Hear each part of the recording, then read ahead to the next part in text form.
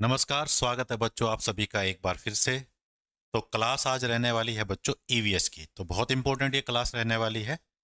तो क्लास की शुरुआत हम करेंगे बच्चों। एक बार सारे बच्चे ऑडियो वीडियो चेक कर लो। तो सबसे पहले बच्चों ये क्वेश्चन आपके सामने है जिसका आपको आंसर देना है। भारत में कितने तप स्थल हैं?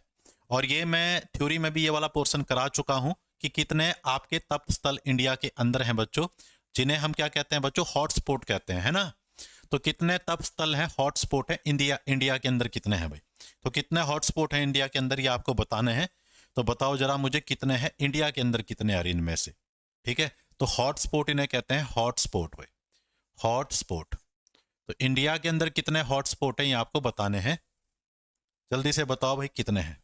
ऑप्शन आपके सामने दिख रहा है, एक है, तीन है, चार हैं या 36 हैं भाई। चार। तो ज्योति ने कहा भाई चार। तो मैंने कहा था भाई हॉटस्पॉट वो जगह है, पहले तो महाविविधता केंद्र है 12 पूरे वर्ल्ड के अंदर, और 36 हॉटस्पॉट हैं भाई। यानी 12 ऐसे देश हैं जिन पे डाइवर्सिटी ज्यादा है, और उनमें से भी हमने 36 अलग अलग जगह ढूंढी है जहां पे आपके। एक मिनट बच्चों,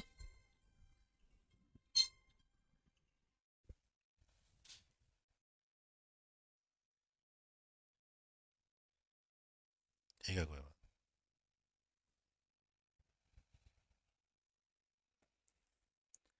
ठीक है, तो हमारे पास कितने हैं बच्चों? चार इंडिया के अंदर हैं। चार है इंडिया के अंदर। और कौन कौन से चार हैं भाई इंडिया के अंदर? मैंने आपको बताया था, एक तो हिमालय वाला एरिया है इंडिया के अंदर।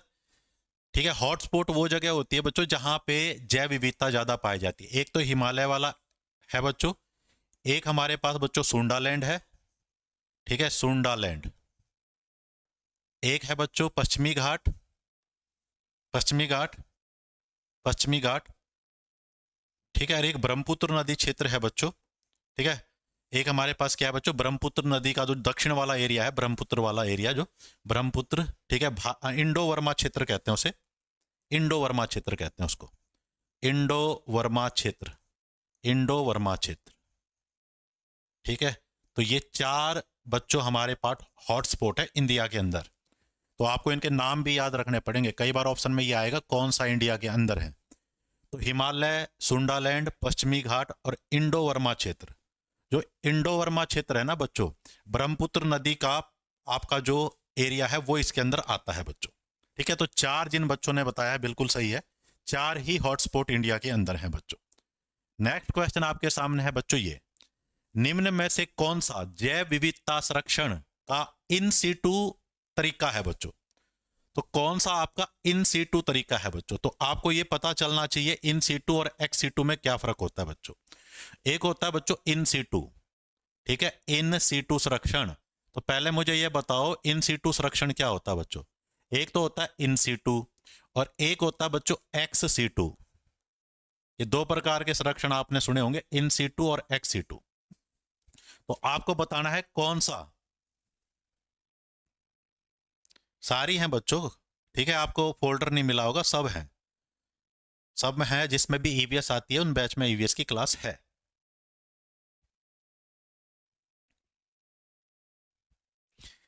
बताओ भाई।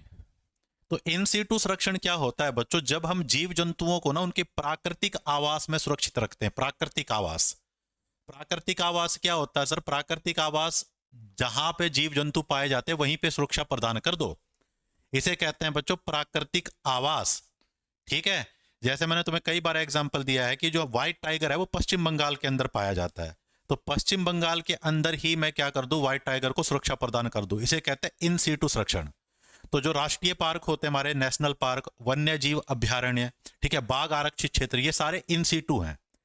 एक्स सीटू क्या होता है कि जहां पे जीव पाया जाता है उसको वहां से उठा लो। ठीक है, उसके प्राकृतिक आवास से अलग जगह पे, प्राकृतिक जो आवास है ना वहां पे सुरक्षा प्रदान नहीं करते हम, प्राकृतिक आवास से अलग जगह पे बच्चों, प्राकृतिक आवास से अलग जगह पे, अलग जगह। जैसे चिड़ियाघर होते हैं ना, जैसे मान लो दिल्ली के अंदर एक चिड़ियाघर है और हमने व्हाइट टाइगर को दिल्ली के अंदर चिड़ियाघर के अंदर रख दिया। अब उसका प्राकृतिक आवास था पश्चिम बंगाल, लेकिन मैं उसे सुरक्षा प्रदान कर रहा हूं दिल्ली के अंदर चिड़ियाघर में। तो ये एक्स सीटू संरक्षण है। ठीक है, तो जो जिन बैंक होते हैं, प्रजनन केंद्र हो गए, चिड़ियाघर हो गए, ये एक्स सीटू संरक्षण के उदाहरण होते हैं बच्चों। ठीक है, तो राष्ट्रीय उद्यान निम्न में से कौन सा इन सीटू का तरीका नहीं है, हमें बताना था नहीं है। तो राष्ट्रीय उद्यान है बच्चों, चिड़ियाघर नहीं है। चिड़ियाघर कौन सा है बच्चों, एक्स सीटू है, तो चिड़ियाघर आ जाएगा। ये इन सीटू नहीं है, ये कौन सा है प्यारे बच्चों, एक्स सीटू है। ये बात सबको समझ आ गई। ठीक है, वन्य जीव अभ्यारण्य भी बच्चों आपका इन सीटू है। ठीक है, जैव मंडल आरक्षित क्षेत्र, जैव आरक्षित क्षेत्र जो है वो भी बच्चों यही इसी में आते हैं, और राष्ट्रीय उद्यान भी इसी के अंदर आते हैं बच्चों। लेकिन चिड़ियाघर क्या होता है बच्चों, चिड़ियाघर में हम हो सकता है जीव का जो प्राकृतिक आवास कहीं और का हो, चिड़ियाघर कहीं और हो। तो चिड़ियाघर, जिन बैंक, ठीक है, प्रजनन केंद्र, ये सारे किसके उदाहरण है, एक्स सीटू के। अगले क्वेश्चन की तरफ चलो, तो चिड़ियाघर इस क्वेश्चन का आंसर है। निम्न में से किस क्रांति का संबंध दुग्ध उत्पादन से है बच्चों। तो ये सारी क्रांतियों के नाम आपको याद रखने हैं बच्चों। ठीक है, तो दुग्ध का तो वाला तो आसान है, तो कुछ आपको याद रखने हैं बच्चों। तो हरित क्रांति बच्चों, ठीक है, इंद्रधनुष क्रांति, श्वेत क्रांति या अमृत क्रांति। तो ये क्वेश्चन इजी है, सभी को पता है भाई दूध व्हाइट कलर का होता है, तो श्वेत क्रांति का संबंध है दुग्ध के उत्पादन से। ठीक है, ये श्वेत क्रांति क्या है बच्चों, सरकार ने योजनाएं चलाई हैं कि जैसे श्वेत क्रांति है तो इसमें दूध के उत्पादन को बढ़ाने के लिए कार्य करेंगे। ठीक है, हमारे हाइब्रिड के, बढ़िया ब्रीड के पशुओं का, पशु लाएंगे बच्चों, उनको बढ़िया चारा दिलाया जाएगा, ये सारी चीजें, उनको सुविधा उपलब्ध कराई जाएगी, तो इसको कहते हैं बच्चों। ठीक है, तो आपको कुछ क्रांतियों के नाम आपको यहाँ पे याद रखने हैं। ठीक है, तो अगर ये आप देख पा रहे हो तो एक बार देख लो, विजिबिलिटी है तो आप इसको देख लो बच्चों। ये अलग अलग प्रकार की क्रांति हैं, इनमें से कुछ के नाम मैं आपको बता देता हूं बच्चों जो इंपॉर्टेंट है बच्चों। एक है बच्चों गोल क्रांति, गोल। ठीक है, कौन सी क्रांति प्यारे बच्चों, गोल क्रांति। और गोल क्रांति बच्चों आलू से संबंधित है, क्योंकि आलू गोल होता है ना, आलू। तो गोल क्रांति किससे संबंधित है, आलू से। वैसे तुम इसका स्क्रीनशॉट लेना चाहते हो तो पूरे का ले सकते हो, तो गोल क्रांति आलू से है बच्चों। ठीक है, एक है बच्चों ग्रे रेवोल्यूशन, ग्रे का को कहते हैं धूसर क्रांति बच्चों, धूसर। तो ग्रे क्रांति का संबंध है बच्चों उर्वरक, फर्टिलाइजर, उर्वरक, खाद, उर्वरक से संबंध है बच्चों आपकी ग्रे क्रांति का बच्चों। इसी प्रकार बच्चों लाल क्रांति, तो लाल क्रांति बच्चों लाल रंग के एक तो होते हैं बच्चों टमाटर और मीट, तो टमाटर और मीट से संबंध है बच्चों लाल क्रांति का। इसी प्रकार भूरी क्रांति बच्चों चमड़े से संबंधित है, और ठीक है, चमड़े से संबंधित है। गुलाबी क्रांति बच्चों, गुलाबी क्रांति के अंदर भी बच्चों, गुलाबी क्रांति के अंदर भी मीट, ऑनियन और बच्चों जो प्याज होते हैं ना, प्याज का बाहर का छिलका देखा होगा, उनमें गुलाबीपन होता है। इसी प्रकार बच्चों रजत, रजत का मतलब होता है सिल्वर। ठीक है, और रजत क्रांति का मतलब है, संबंध है बच्चों एग से। एग का मतलब अंडा उत्पादन को बढ़ावा देने के लिए चलाई गई थी। ठीक है, हरित क्रांति तो सभी को पता है, खाद्यान्न बच्चों जो फूड ग्रेन्स होते हैं। श्वेत क्रांति दूध से। नीली क्रांति बच्चों फिश और एक्वाकल्चर, ठीक है, मत्स्य पालन और जो एक्वाकल्चर, जो जीव पानी में पाले जाते हैं, उनसे संबंधित है बच्चों। पीली क्रांति बच्चों तिलहन, तिलहन का मतलब क्या होता है बच्चों, दालें, दालों से संबंधित है बच्चों। और स्वर्ण क्रांति का संबंध है फल और शहद से बच्चों। तो ये अलग अलग क्रांति है जिनके बारे में पूछा जा सकता है, आपको नाम याद रखने पड़ेंगे बच्चों। उसके बाद जैव विविधता का जनक किसे कहा जाता है। ठीक है, बायोडाइवर्सिटी, बायोडाइवर्सिटी का फादर किसे कहा जाता है, बायोडाइवर्सिटी, जैव विविधता का जनक किसे कहा जाता है, बताओ भाई, बायोडाइवर्सिटी। मेंडल को, सलीम अली को, विल्सन को या ग्राहम रोजेन को बच्चों।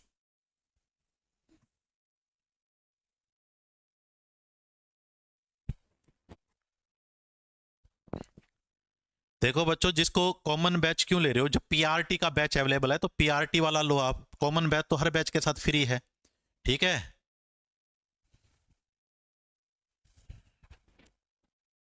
या तो पर्टिकुलर सब्जेक्ट का चाहिए वो लो, नहीं तो आपको जिस सब्जेक्ट का चाहिए वो बैच लो, पीआरटी वाला। ठीक है, पीआरटी वाले के साथ भी बाकी सारे बैच फ्री हैं। हाँ, पीआरटी वाला लो आप, स्पेशल बैच। बताओ, जैव विविधता का जनक किसे माना जाता है बच्चों, मेंडल।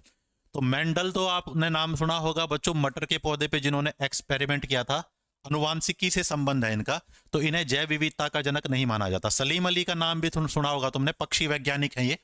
ठीक है, तो ये जो विल्सन है ना बच्चों, इन्हें माना जाता है जैव विविधता का जनक बच्चों, विल्सन को। तो इन्हें जैव विविधता का जनक माना जाता है बच्चों। ठीक है, तो फिर से एक बार बता देता हूं, जिस बच्चे को स्पेशल बैच है ना जो आपका, वही बैच लो आप। कॉमन बैच तो हर स्पेशल बैच के साथ फ्री है। ठीक है, बात समझ रहे हो। अगला क्वेश्चन, निम्न में से किस क्रांति का संबंध उर्वरक उत्पादन से है बच्चों। उर्वरक का मतलब है बच्चों फर्टिलाइजर। ठीक है, एक बात और याद रखना, जो उर्वरक होता है बच्चों फर्टिलाइजर, केमिकल जो खाद होती है उसे कहते हैं उर्वरक। उर्वरक का मतलब है जो आप फैक्ट्री में केमिकल से जो खाद बनाएंगे। तो उर्वरक से संबंध कौन सा है बच्चों, गुलाबी क्रांति, पीली क्रांति, भूरी क्रांति और लाल क्रांति। भाई तो अभी मैंने तुम्हें मेन बता दिया था। ठीक है, तो लाल क्रांति तो टमाटर वाली हो गई। ठीक है, और भूरी क्रांति उर्वरक से संबंधित हो गई भाई, भूरी। ठीक है, भूरी गुलाबी किससे था बच्चों, प्याज से। ठीक है, प्याज से था। तो यह बात ध्यान रखना बच्चों। तो ऑप्शन नंबर सी आ गया। ठीक है, भूरी क्रांति का संबंध है बच्चों आपका किससे, फर्टिलाइजर से। इकोलॉजी, अब यहां पे भाई तुम कंफ्यूज मत होना, ये दो वर्ड हैं, एक तो है इकोलॉजी और एक है इकोसिस्टम, दोनों के अलग अलग आंसर आएंगे। तो इकोलॉजी है बच्चों जिसमें हम इकोसिस्टम का अध्ययन करते हैं। इकोलॉजी क्या होती है, जहां पे हम इकोसिस्टम का अध्ययन करेंगे। इकोसिस्टम का अध्ययन हम जिस ब्रांच के अंदर करते हैं ना, इकोसिस्टम का अध्ययन, इकोसिस्टम का जहां हम अध्ययन करते हैं उसको कहते हैं इकोलॉजी। तो तुमसे पूछ रहा है इकोलॉजी शब्द का प्रयोग सबसे पहले किसने किया था। तो इकोलॉजी शब्द का प्रयोग किसने किया था, टेंसले ने किया था, अर्नेस्ट हैकल ने किया था, लिंडमैन ने किया था, ल्यूवेनहॉक ने किया था। सारे नाम इंपॉर्टेंट है। तो ये लिंडमैन तो वो है बच्चों जितने 10% ऊर्जा का नियम दिया था, 10% ऊर्जा का नियम दिया था ना उन्होंने, 10% ऊर्जा का नियम इन्होंने दिया था बच्चों। अब बताओ क्या कहते हो बच्चों। तो जो टेंसले नामक व्यक्ति है ना बच्चों, इसने तो यूज किया था इकोसिस्टम शब्द का प्रयोग। इसने कौन सा शब्द यूज किया था, इकोसिस्टम। ठीक है, इकोसिस्टम। थोड़ा सा देखो, थोड़ा याद रखो, इकोसिस्टम, इको का मतलब है प्रकृति, प्रकृति से, प्रकृति के सिस्टम में रहोगे तो टेंस लेने की जरूरत नहीं है, तो याद रखना इकोसिस्टम टेंस ले। ठीक है, और जो ये अर्नेस्ट हैकल है ना, अर्नेस्ट हैकल, इसने वर्ड यूज किया था बच्चों इकोलॉजी। तो तुमसे इकोलॉजी पूछ रहा है। इकोसिस्टम और इकोलॉजी में फर्क है। इकोलॉजी साइंस की वो ब्रांच है जिसमें हम इकोसिस्टम का अध्ययन करेंगे। और इकोसिस्टम क्या होता है बच्चों, कोई भी आपका एरिया जहां पे जीव जंतु, पेड़ पौधे, सजीव और निर्जीव पदार्थ जो आपस में इंटरेक्ट करते हैं। ठीक है, तो अब आपने सभी को ने जिसने भी अर्नेस्ट हैकल बताया है उसका सही है बच्चों, अर्नेस्ट हैकल। ठीक है, टेंसले ने क्या किया था, इकोसिस्टम, अर्नेस्ट हैकल ने इकोलॉजी। ये दोनों ही इंपॉर्टेंट है। निम्न में से कौन सी फसल रबी की फसल नहीं है, कौन सी फसल रबी की फसल नहीं है। तो रबी की नहीं होगी तो फिर खरीफ की फसल बतानी है, सीधी सीधी बात है। अब रबी की फसल वो होती है बच्चों जो सर्दी के मौसम में उगाई जाती है, सर्दी में उगाई जाती है, जो उसे रबी की फसल कहते हैं बच्चों। और खरीफ की फसल वो होती है बच्चों जो गर्मी में उगाई जाती है, खरीफ की फसल वो होती है जो गर्मी में उगाई जाती है। तो अपने को बताना कौन सी रबी की नहीं है, तो अपने को तो खरीफ की बतानी है। तो बताओ, गेहूं, मटर, सरसों और चावल, कौन सी खरीफ की फसल है। ठीक है, तो जो भाई गांव से संबंधित उन्हें तो आसानी से पता है। हाँ, तो राइस कह रहे हैं बच्चे, चावल बिल्कुल सही है बच्चों, जो जीरी है अपनी ये खरीफ की फसल है। ठीक है, खरीफ की फसल है, डी बिल्कुल सही है, बाकी सारी रबी की हैं भाई। ठीक है, अगला क्वेश्चन, निम्नलिखित में से किस ग्रीन हाउस गैस का वातावरण में रहने का समय सबसे कम है। तो क्वेश्चन थोड़ा अलग आ गया भाई, कौन सी ग्रीन हाउस गैस है जो वातावरण में सबसे कम समय तक रहती है बच्चों। क्या सर वो क्लोरोफ्लोरोकार्बन है, क्या वो कार्बन डाइऑक्साइड है, क्या वो मीथेन है, क्या वो नाइट्रस ऑक्साइड है। कौन सी ग्रीन हाउस गैस वातावरण में सबसे कम समय के लिए रहती है। क्या कहते हो भाई बताओ। डी, नाइट्रस ऑक्साइड कहते हो तुम। ठीक है, ये नहीं पूछ रहा कौन सी कम ज्यादा है, वातावरण में ज्यादा सबसे कम समय तक कौन सी रहेगी, वातावरण में सबसे कम समय तक कौन सी रहेगी। डी कह रहे हैं बच्चे, नाइट्रस ऑक्साइड। ठीक है, तो नाइट्रस ऑक्साइड क्यों कह रहे हो तुम। ठीक है, अलग सा लग रहा है तुम्हें, लेकिन इसका आंसर नाइट्रस ऑक्साइड नहीं है, मीथेन है। ठीक है, तो मीथेन जो गैस है ना बच्चों, ये वातावरण में सबसे कम समय तक रहती है। अगर मैं समय भी बताऊं तो लगभग 12 साल तक ये वातावरण में रहती है बच्चों, 12 साल, 12 साल तक रहती है ये वातावरण में। ठीक है, 12 साल तक रहती है ये वातावरण में। तो ये ग्रीन हाउस गैस ऐसी है जो 12 साल तक वातावरण में रहेगी, मीथेन है बच्चों। ठीक है, कितने साल तक रहेगी बच्चों? 12 साल, 12 साल तक रहेगी। ठीक है, मीथेन से कम रहते हैं बच्चों जलवाष्प। ठीक है, जलवाष्प बहुत कम समय के लिए रहते हैं, लेकिन मेरे ख्याल से जलवाष्प यहाँ ऑप्शन में था ही नहीं। ठीक है, जलवाष्प ऑप्शन में ही नहीं था। तो सबसे कम समय तक रहते हैं जलवाष्प, दूसरे नंबर पर रहती है मीथेन भाई। मीथेन 12 साल तक रहती है। अगला क्वेश्चन है, ताजे जल निकाय, जो ताजे पानी के सोर्स हैं, में कार्बनिक प्रदूषण का प्राथमिक कारण क्या है? तो जो भाई ताजे पानी के सोर्स हैं, हम उनमें कार्बन वाली चीजें डाल देंगे तो कार्बनिक प्रदूषण कहेंगे इसको। तो किसकी वजह से होता है ये कार्बनिक प्रदूषण? ठीक है, क्या ये अपवाह शहरी क्षेत्र, मतलब शहरी क्षेत्र जहां पे चीजें बह रही हैं, नाले वगैरह, इनकी वजह से? कृषि रूपों से अपवाह, जो कृषि वाले जो हमारे अपशिष्ट पदार्थ है उनके वजह से होता है? सीवेज, सीवेज का मतलब सीवरेज वाला है, ठीक है, या औद्योगिक बहिस्त्राव बच्चों? तो एक्चुअल में क्या होता है बच्चों, तो ताजे जल के निकाय है ना, ताजा पानी किसका होता है बच्चों? जिसका पानी बहता हो। जब पानी बहता है ना बच्चों तो वो ताजा रहता है। रुका हुआ पानी के अंदर तो बच्चों कीटाणु पनपेंगे, लेकिन बहते हुए पानी में कीटाणु आसानी से नहीं पनपेंगे। तो ताजा पानी किसका हो गया? नदी का। तो बच्चों जो ये जिनमें पानी फ्लो कर रहा है इनमें ताजा पानी होता है, या बारिश का पानी ताजा है बच्चों। तो नदी वगैरह के अंदर जो होता है, हम क्या करते हैं बच्चों, जो ये औद्योगिक धंधे होते हैं ना, ये नदी के किनारे पे लगाए जाते हैं, और फैक्ट्रियों में से जो भी चीजें निकलती है वो हम नदी में डाल देते हैं। तो इसका मेन कारण जो है बच्चों, जो ताजे जल है उसमें कार्बन जाने का मेन कारण है बच्चों औद्योगिक, उद्योग, फैक्ट्री, इंडस्ट्रीज। तो ऑप्शन नंबर डी आंसर आएगा इसका। ठीक है, सीवरेज के लिए तो अलग है, सीवरेज के लिए तो अलग से हमने सीवरेज व्यवस्था है बच्चों, गांव में, शहरों में। ठीक है, हो सकता है कुछ जगह पे सीवरेज का पानी नदी तालाब में प्रवाहित किया जाता हो, लेकिन ज्यादातर नहीं किया जाता। अलग सिस्टम बनाया जाता है सीवरेज के लिए, पानी का निपटारा करने के लिए। तो आंसर डी है इसका, डी। अगला, शहरी क्षेत्रों में प्रदूषक गैस कार्बन मोनोऑक्साइड का प्रमुख स्रोत क्या है? कह रहा भाई जो शहरी क्षेत्रों में कार्बन मोनोऑक्साइड गैस निकलती है, इसका मेन कारण क्या है? अब कार्बन मोनोऑक्साइड का फार्मूला है बच्चों, सी के पीछे एक ओ। ये कार्बन मोनोऑक्साइड है, दो ओ कर दोगे तो डाइऑक्साइड हो जाएगा। ये कार्बन मोनोऑक्साइड बच्चों एक दम घुटा, ये एक क्या करती है बच्चों, इससे हमारा दम घुटता है। क्योंकि ये क्या करती है बच्चों, कार्बन मोनोऑक्साइड क्या करती है बच्चों, इसे क्या होता है, दम घुटता है। ये क्या करती है कार्बन मोनोऑक्साइड, ये कार्बन मोनोऑक्साइड हीमोग्लोबिन को ऑक्सीजन ले जाने से रोकती है। ये हीमोग्लोबिन के साथ दोस्ती कर लेती है। हीमोग्लोबिन को कहते हैं आजा पार्टी करते हैं। हीमोग्लोबिन बेचारा ऑक्सीजन ले जा रहा होता है, ऑक्सीजन ले जा के हीमोग्लोबिन के पसीने आगे कहता रोज यही काम यार, ऑक्सीजन ले जाता मैं तो थक गया। फिर कार्बन मोनोऑक्साइड वहां पे एंट्री मारती है, ये कहती है आ जाओ पार्टी करते हैं, नया साल है, नए साल की पार्टी करेंगे, आज लास्ट दिन है। तो ये जो हीमोग्लोबिन चला जाता है, कार्बन मोनोऑक्साइड के साथ रिएक्शन कर लेता है, दोस्ती हो जाती है, और फिर हीमोग्लोबिन काम करना भूल जाता है, ऑक्सीजन ले जाना भूल जाता है। और अगर ये ऑक्सीजन ले जाना भूल गया तो फिर हमारा दम घुटेगा। अब ये कार्बन मोनोऑक्साइड कहां से आती है बच्चों? अपूर्ण दहन से आती है। अगर किसी चीज को आप कम ऑक्सीजन दे के जलाओगे ना तो उसे कहते हैं अपूर्ण दहन। ऑक्सीजन कम दे के कोई चीज जलाई तो उससे कौन सी गैस बनेगी? Carbon monoxide. और कार्बन, ठीक है, अब कार्बन मोनोऑक्साइड का मेन कहां से पैदा होती है? ये शहरी क्षेत्रों में कहां से पैदा होती है? कह रहा है थर्मल पावर सेक्टर, जहां अपन कोयला जला के बिजली बनाते हैं, थर्मल पावर सेक्टर। परिवहन क्षेत्र, औद्योगिक क्षेत्र या घरेलू क्षेत्र बच्चों?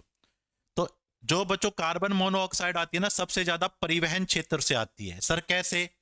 जो परिवहन क्षेत्र होता है ना, जो गाड़ी होते हैं बच्चों, इनका इंजन होता है, इनके अंदर इंटरनल कंबसन इंजन, ठीक है, अंत्य दहन इंजन पाया जाता है इनके अंदर, और इंजन के अंदर फ्यूल जलाया जाता है, वहां ऑक्सीजन कम होती है। तो वाहनों के धुएं में कार्बन मोनोऑक्साइड सबसे ज्यादा पाई जाती है। साथ में जिनमें पेट्रोल डलता है उनमें लेड के पार्टिकल भी पाए जाते हैं। ठीक है, समझ गए तुम? तो कार्बन मोनोऑक्साइड का मेन जो सोर्स है बच्चों शहरों के अंदर, वो है बच्चों गाड़ियां। ठीक है, तो इसीलिए सरकार क्या कर रही है बच्चों, इलेक्ट्रिक जो व्हीकल है उनको प्रमोट कर रही है। निम्नलिखित में से किस प्रकार के प्राकृतिक खतरों में मनुष्य को नुकसान पहुंचाने की सबसे अधिक संभावना है? भाई आपको प्राकृतिक खतरे दे रखे, कह रहा है मनुष्य को नुकसान सबसे ज्यादा किस में पहुंचेगा? क्या भूकंप से सबसे ज्यादा नुकसान पहुंचेगा? जंगल में आग लग गई, इससे ज्यादा नुकसान पहुंचेगा? ज्वालामुखी विस्फोट से सबसे ज्यादा नुकसान पहुंचेगा? सूखा और बाढ़ से ज्यादा नुकसान पहुंचेगा? बताओ क्या कहते हो तुम, किससे सबसे ज्यादा नुकसान पहुंचेगा मनुष्य को?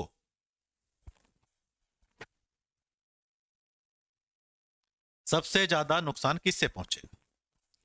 देखो भाई क्या हुआ, भूकंप आ गया तो ये भूकंप क्या होता है, भूकंप हो गया, जंगल की आग हो गई, ज्वालामुखी विस्फोट हो गया, इनका जो प्रभाव है ना बच्चों अल्पकालीन है, थोड़े समय के लिए रहेगा। भूकंप आया उसी समय नुकसान हुआ, लेकिन बच्चों अगर कहीं पे सूखा पड़ जाए और बाढ़ आ जाए तो इनका प्रभाव दीर्घकालीन होता है बच्चों, लंबे समय तक इनका प्रभाव रहेगा। भाई सूखा पड़ गया, सूखा पड़ गया तो फसल नहीं हुई तो लंबे समय तक इसका प्रभाव रहेगा। इसलिए सबसे ज्यादा नुकसान होगा सूखे और बाढ़ से बच्चों, सूखे और बाढ़ से। बोलो बात सही है ना? तो बाकी जो घटनाएं हैं इनका तुरंत प्रभाव पड़ेगा, लेकिन जैसे ही भूकंप थोड़े समय के लिए लड़ाया, खत्म कहानी। ठीक है, लेकिन अगर सूखा पड़ गया तो फसल नहीं होगी और लंबे समय तक इसका प्रभाव पड़ा रहेगा बच्चों। तो सबसे ज्यादा नुकसान होगा सूखे और बाढ़ से बच्चों। ठीक है, अगला क्वेश्चन, जापान में मीनामाटा आपदा प्रदूषण के कारण हुई थी। तो जापान के अंदर बच्चों मीनामाटा आपदा किसके कारण हुई थी? मीनामाटा बच्चों एक रोग है, बताओ। ठीक है, थ्योरी बच्चे बैच में हो रही है। ठीक है, हाँ, ये क्लास तो स्पेशल बच्चों ने कहा था सर एमसीक्यू लाओ, इसलिए लाया हूं मैं।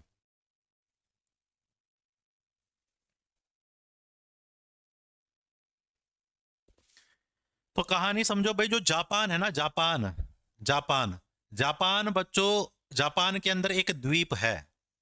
जापान द्वीपों से गिरा, द्वीपों का शहर है भाई जापान। तो जापान के अंदर एक द्वीप है, द्वीप का नाम है मीनामाटा, मीनामाटा। अब क्या हुआ बच्चों, मीनामाटा द्वीप पे क्या होता था, यहां पे बच्चों बताओ किसकी वजह से होता है मीनामाटा?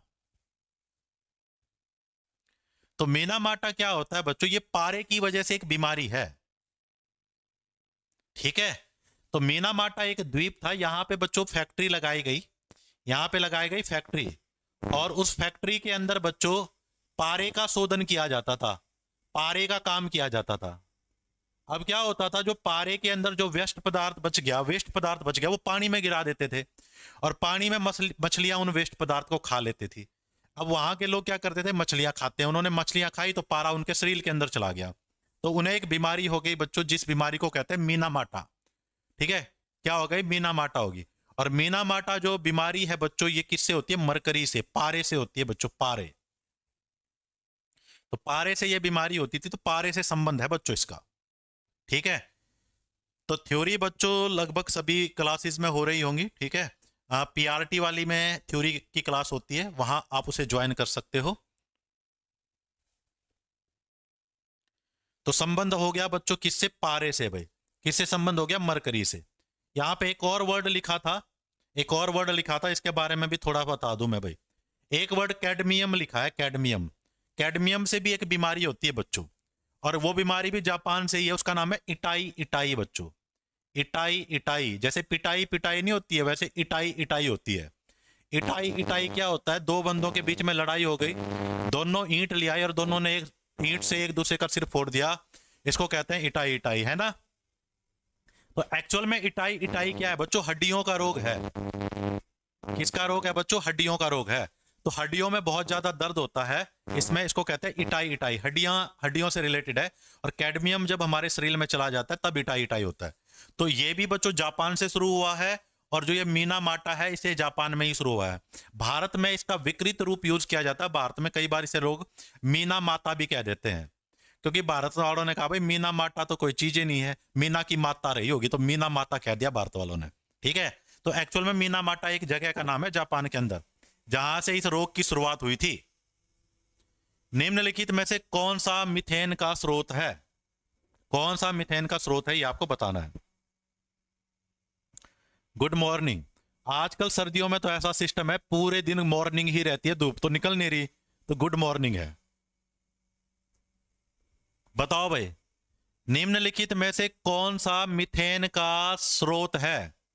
सर मीथेन कहां से निकलेगी? ठीक है, तो मीथेन निकलती है बच्चों जब कोई भी पदार्थ जिसके अंदर कार्बन हो, कोई भी पदार्थ जिसके अंदर कार्बन हो, ठीक है, उसके गलने सड़ने से मीथेन मीथेन बनेगी बच्चों। कार्बनिक पदार्थों के गलने सड़ने से मीथेन बनेगी।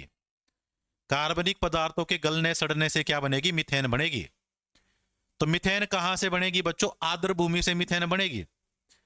आर्द्र भूमि से, फोम उद्योग से, थर्मल पावर प्लांट, सीमेंट उद्योग से। तो बच्चों थर्मल पावर प्लांट जो है ना, जो तुम बच्चे बता रहे हो, यहां पे कोयला जलाया जाता है, तो यहां से तो कार्बन डाइऑक्साइड बनती है। इसी प्रकार सीमेंट के अंदर भी बच्चों सिलिका यूज किया जाता है, यहां से भी कार्बन डाइऑक्साइड बनती है। तो मीथेन बनेगी बच्चों आर्द्र भूमि से। आर्द्र भूमि से मीथेन बनेगी। तो आर्द्र भूमि से मीथेन बनेगी। एक मिनट रुको, आवाज की प्रॉब्लम भी सॉल्व करूंगा मैं।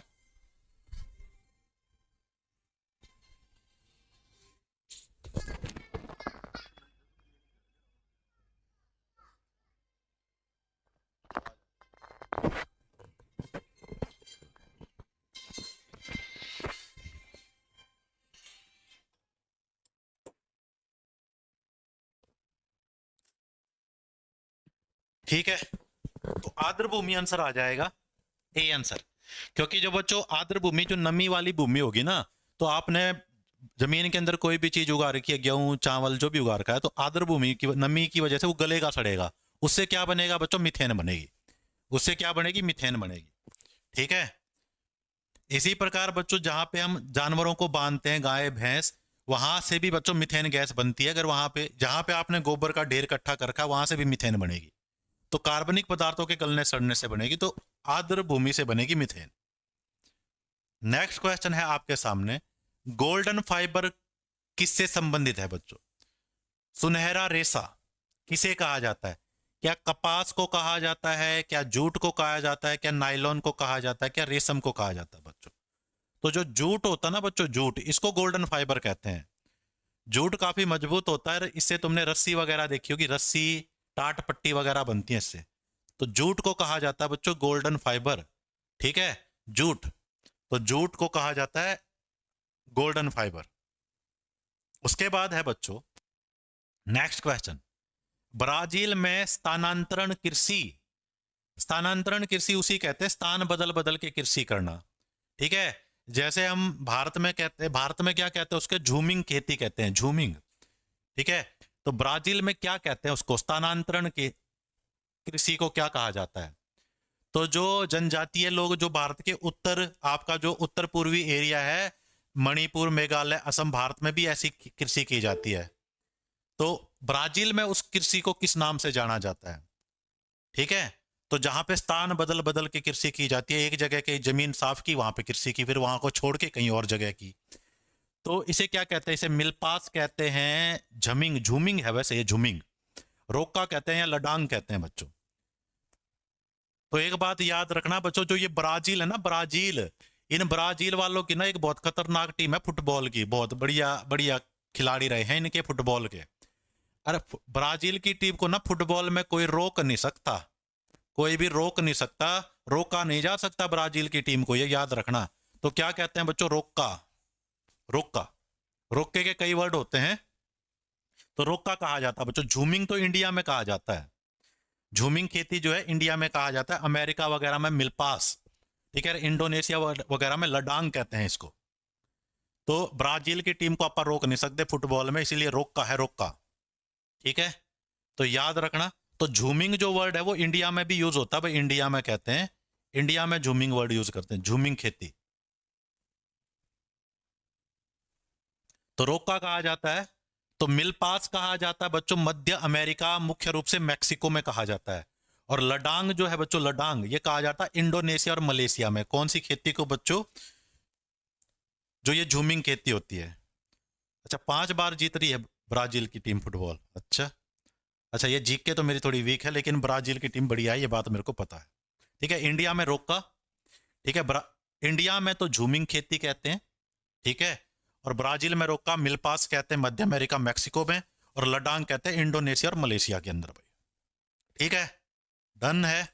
अब आ जाओ भाई, अम्लीय वर्षा खालिस्तान तथा खालिस्तान के ऑक्साइडों के कारण होती है बच्चों।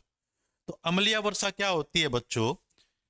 अगर बारिश हो जाए और फैक्ट्री वाला जो एरिया होता है ना, उनमें कुछ ऐसे पदार्थ होते हैं जो बारिश के साथ रिएक्शन करके अम्ल बना लेते हैं, उसको कहते हैं अम्लीय वर्षा। अब अम्लीय वर्षा के लिए मुख्य रूप से दो प्रकार की गैसें रिस्पॉन्सिबल है। एक तो है बच्चों नाइट्रोजन डाइऑक्साइड, यानी नाइट्रोजन के साथ ऑक्सीजन होना चाहिए, तो नाइट्रोजन के ऑक्साइड।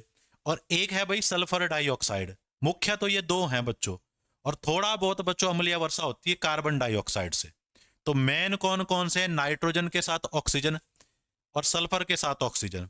तो एक जगह नाइट्रोजन भर दो और एक जगह सल्फर भर दो, और नाइट्रोजन और सल्फर दिख रहा है भाई तुम्हें ऑप्शन नंबर बी में। तो ऑप्शन नंबर बी आंसर है बच्चों इसका। ठीक है, तो ये तीन गैसें अम्लीय वर्षा कर सकती है, nitrogen dioxide, sulphur dioxide, carbon dioxide. अम्लीय वर्षा वहां पे होने के ज्यादा चांस है जहां पे फैक्ट्रियां ज्यादा है, क्योंकि फैक्ट्रियों से ये गैस निकलती है। ठीक है, तो नाइट्रोजन डाइऑक्साइड पानी के साथ मिलकर नाइट्रिक एसिड बनाएगा, सल्फर डाइऑक्साइड पानी के साथ मिलकर सल्फ्यूरिक एसिड बना लेगा, कार्बन डाइऑक्साइड पानी के साथ मिलकर कार्बोनिक एसिड बना लेगा। और जब ये अम्लीय वर्षा होगी तो ये कैल्शियम से बनी हुई चीजों को नुकसान पहुंचाती है। तो तुमने सुना होगा ताजमहल का जो पीलापन है वो अम्लीय वर्षा की वजह से है, क्योंकि ताजमहल का जो मार्बल है वो कैल्शियम कार्बोनेट है। दांत भी बच्चों पीले जो पड़ते हैं वो एसिड की वजह से पड़ते हैं बच्चों। अम्लीय वर्षा पेड़ों की ग्रोथ को भी रोक देता है और हमारी कोशिकाओं को भी नुकसान पहुंचाएगा बच्चों। तो ऑप्शन नंबर बी आ गया। अगला क्वेश्चन, पादपों यानी पौधों और जंतुओं के मृत शरीर को ह्यूमस में परिवर्तन। ह्यूमस क्या होता है बच्चों? बहुत फाइन चीज जो मिट्टी की उपजाऊ शक्ति बढ़ाए, उसे ह्यूमस कहते हैं। करने वाले सूक्ष्म जीव को क्या कहते हैं? तो ये आसान से हैं बच्चों। जो सूक्ष्म जीव पेड़ पौधों को गलाते सड़ाते हैं उन्हें अपघटक कहते हैं बच्चों। अपघटक कहेंगे उन्हें। क्या कहेंगे? अपघटक। और इंग्लिश में कह देंगे डिकम्पोजर। क्या कह देंगे? डिकम्पोजर। तो डिकम्पोजर कहेंगे बच्चों, उन्हें अपघटक कहेंगे। ठीक है, तो अपघटक है ऑप्शन नंबर डी। कैनोपी क्या होता है बच्चों? कैनोपी तो पेड़ों की टाइप होती है जो ऊपर से कोण के आकार के होते हैं। तो बच्चों जहां बारिश ज्यादा होती है, बर्फ ज्यादा पड़ती है, वहां पे ऐसे पेड़ पाए जाते हैं, उसे कैनोपी कहते हैं बच्चों। ठीक है, वन शिखर, वनोमूलन, ये तो तुम्हें पता ही है क्या होते हैं बच्चों। उसके बाद अगले क्वेश्चन की तरफ चलो। क्वेश्चन है तुम्हारे सामने ये, इसका आंसर दो।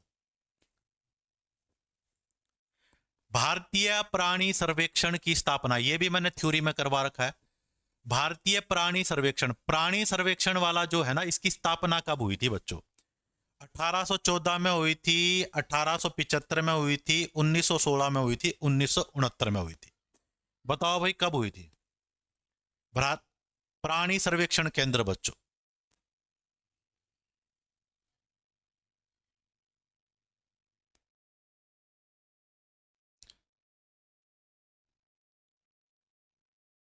हाँ, बैच में क्लास चल रही है बच्चों।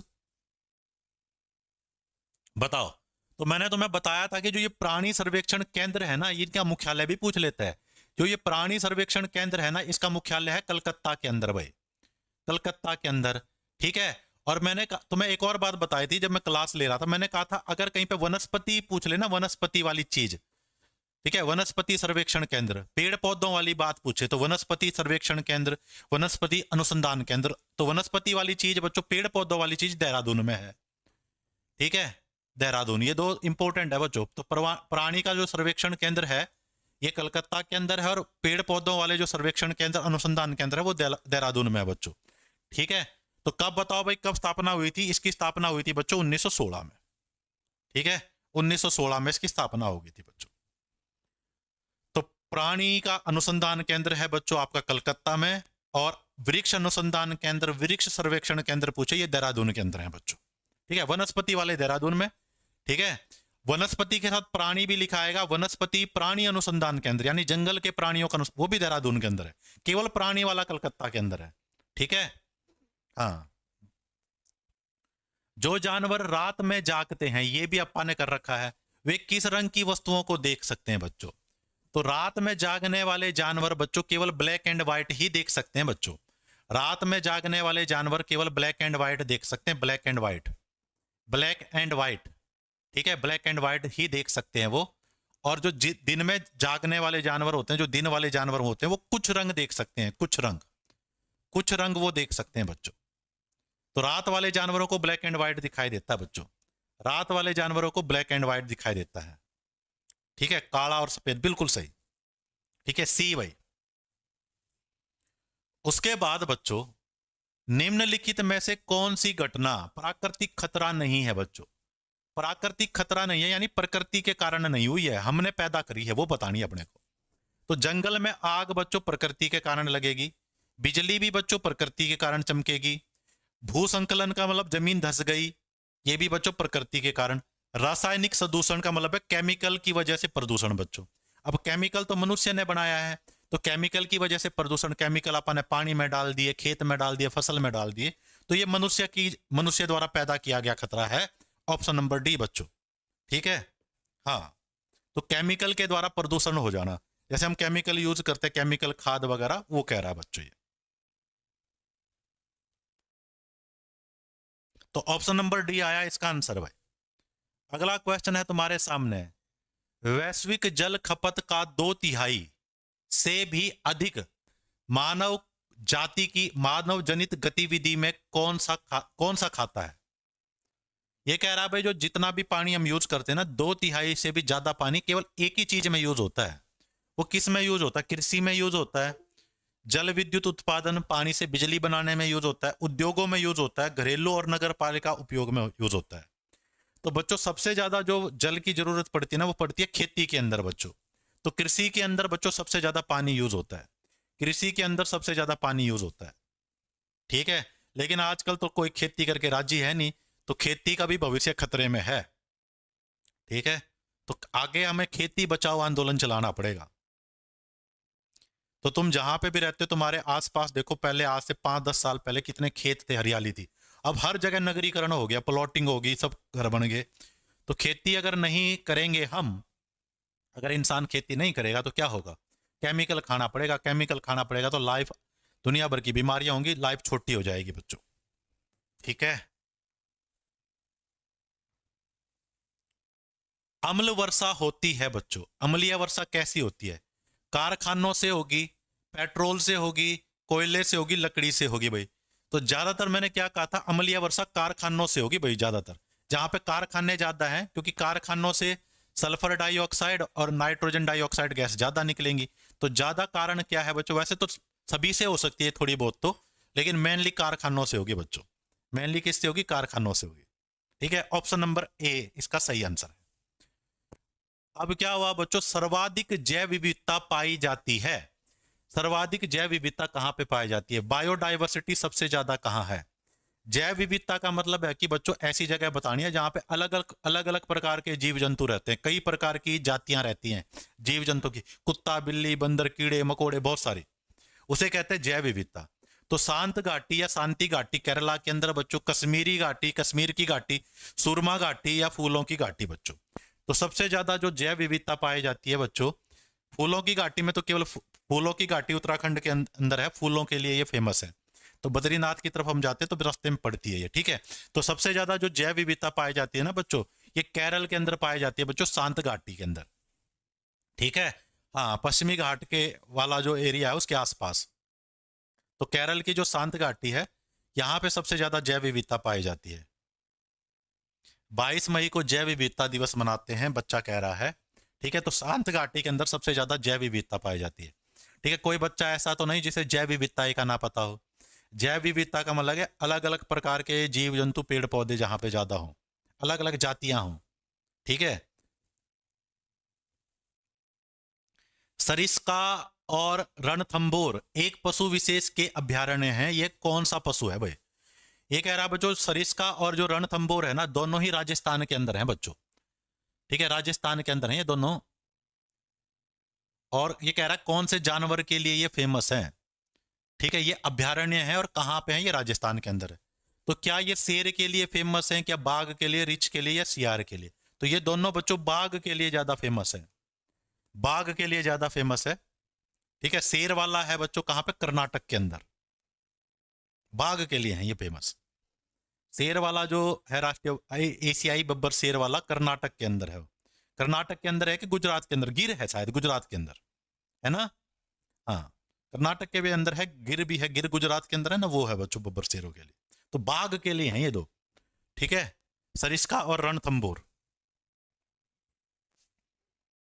आगे है बच्चों, सबसे अधिक समय तक जीवित रहने वाला वृक्ष कौन सा है? तो ये तो बिल्कुल बचकाना क्वेश्चन है बच्चों। सबसे ज्यादा समय तक बड़ का पेड़ जीवित रहता है बच्चों, बड़। ठीक है, बड़ के पेड़ को आप और क्या कहते हैं, बरगद का पेड़ बच्चों। तो 1973 में इनको संरक्षण, बाघ संरक्षण कह रहे हो 1973 में। हाँ, गिर गुजरात है जो एशियाई बब्बर शेरों के लिए फेमस है। कर्नाटक वाले भी बच्चों शेर के लिए। तो पीपल का पेड़ ज्यादा जीवित रहता है या बरगद का भाई? बड़ का, है ना? तो बरगद का भाई, तो बड़ का पेड़, बरगद का पेड़ ज्यादा लंबी आयु होती है इसकी। पृथ्वी के वायुमंडल का सर्वाधिक घनत्व कहां होता है? तो पृथ्वी का जो वायुमंडल है बच्चों, उसकी अलग अलग परत हैं, 5 परतें हैं। तो सबसे ज्यादा वायु का जो घनत्व है ना, डेंसिटी, सबसे ज्यादा कहाँ है? तो बच्चों सबसे ज्यादा जो हवा की डेंसिटी है ना, वो सबसे ज्यादा बच्चों सबसे नीचे वाले मंडल में है, जिसे हम क्षोभ मंडल कहते हैं। और 90% जो वायु है ना, इसी मंडल में पाई जाती है, और डेंसिटी भी यहीं पे सबसे ज्यादा है बच्चों। जैसे जैसे हम ऊपर जाते रहेंगे, हवा विरल होती रहेगी, डेंसिटी कम होती रहेगी। तो अधिकतर जो वायु है ना, वो 60 किलोमीटर तक है। 60 किलोमीटर के बाद हवा बहुत कम हो जाती है बच्चों। ठीक है, तो 90% जो हवा है ना बच्चों, जो भी वायुमंडल के आए पाई जाती है, वो क्षोभ मंडल के अंदर पाई जाती है। और सबसे ज्यादा डेंसिटी भी यहीं पे है बच्चों। ठीक है, ये सारे मंडल भी हम पढ़ चुके हैं भाई। अगला क्वेश्चन, नवीनकरणीय रिन्यूएबल संसाधन निम्न में से एक है। तो नवीनीकरणीय होता है बच्चों एक्चुअल में, तो ये नवीनकरणीय कह लो या नवीनीकरणीय। नवीनीकरणीय संसाधन वो होते हैं बच्चों जो पृथ्वी पर जो कभी खत्म नहीं होंगे बच्चों, कभी खत्म नहीं होते, जो कभी खत्म नहीं होंगे, जिनके पृथ्वी के ऊपर विशाल भंडार हैं, जो कभी खत्म नहीं होंगे बच्चों, उन्हें कहते हैं नवीनीकरणीय। इसके उल्टे होते हैं बच्चों अनवीनीकरणीय, जो पृथ्वी पर सीमित मात्रा में जल्दी ही खत्म हो जाएंगे और जिनको बनने में लाखों साल लग जाते हैं। तो आपको बताना नवीनीकरणीय संसाधन निम्न में से एक है। तो कौन सा होता है जो कुछ ही वर्ष बाद खत्म हो जाता है? ये बात तो गलत होगी भाई। जिनका हार्स नहीं होता, ये बात सही है बच्चों। जो खत्म नहीं होते, जो अत्यधिक विस्तृत होते हैं, ये बात भी सही है बच्चों। जिनका उपयोग बार बार किया जा सकता है, ये बात भी सही है। ठीक है, नवीनीकरणीय संसाधन निम्न में से एक है। तो ये बी सी डी तीनों ही सही है। जिनका उपयोग हम बार बार कर सकते हैं, वो भी नवीनीकरणीय है। जो अत्यधिक विस्तृत होते हैं, वो भी नवीनीकरणीय है। ठीक है, तो यहां पे अनवीनीकरणीय आना चाहिए था, तब ये आ जाता। ठीक है, तो यहां से अगर हम बताएं तो जो कभी खत्म नहीं होंगे, सारे ही सही हैं। ठीक है, कोई सा भी लगा लो, तो ज्यादा बेटर देख लो जो कभी खत्म नहीं होंगे। तो इस क्वेश्चन के ऑप्शन में थोड़ा सा गड़बड़ हो गई। जिनका हास नहीं होता, इन्होंने ये आंसर मानना है। ठीक है, जो कभी खत्म नहीं होते हुए। अम्ल सदमा, अम्ल सदमा क्या होता है भाई? Acid attack. एसिड अटैक क्या होता है? एसिड अटैक, एसिड अटैक जल के। अब देखो एक बात तुम्हें पता होना चाहिए, एसिड, अम्ल सदमा का मतलब है बॉडी के अंदर एसिडिटी का बढ़ जाना। ठीक है, और एसिडिटी कब बढ़ती है बच्चों? जब पीएच मान कम होगा बच्चों। जब पीएच कम होता है ना, तब अम्लीयता बढ़ती है बच्चों।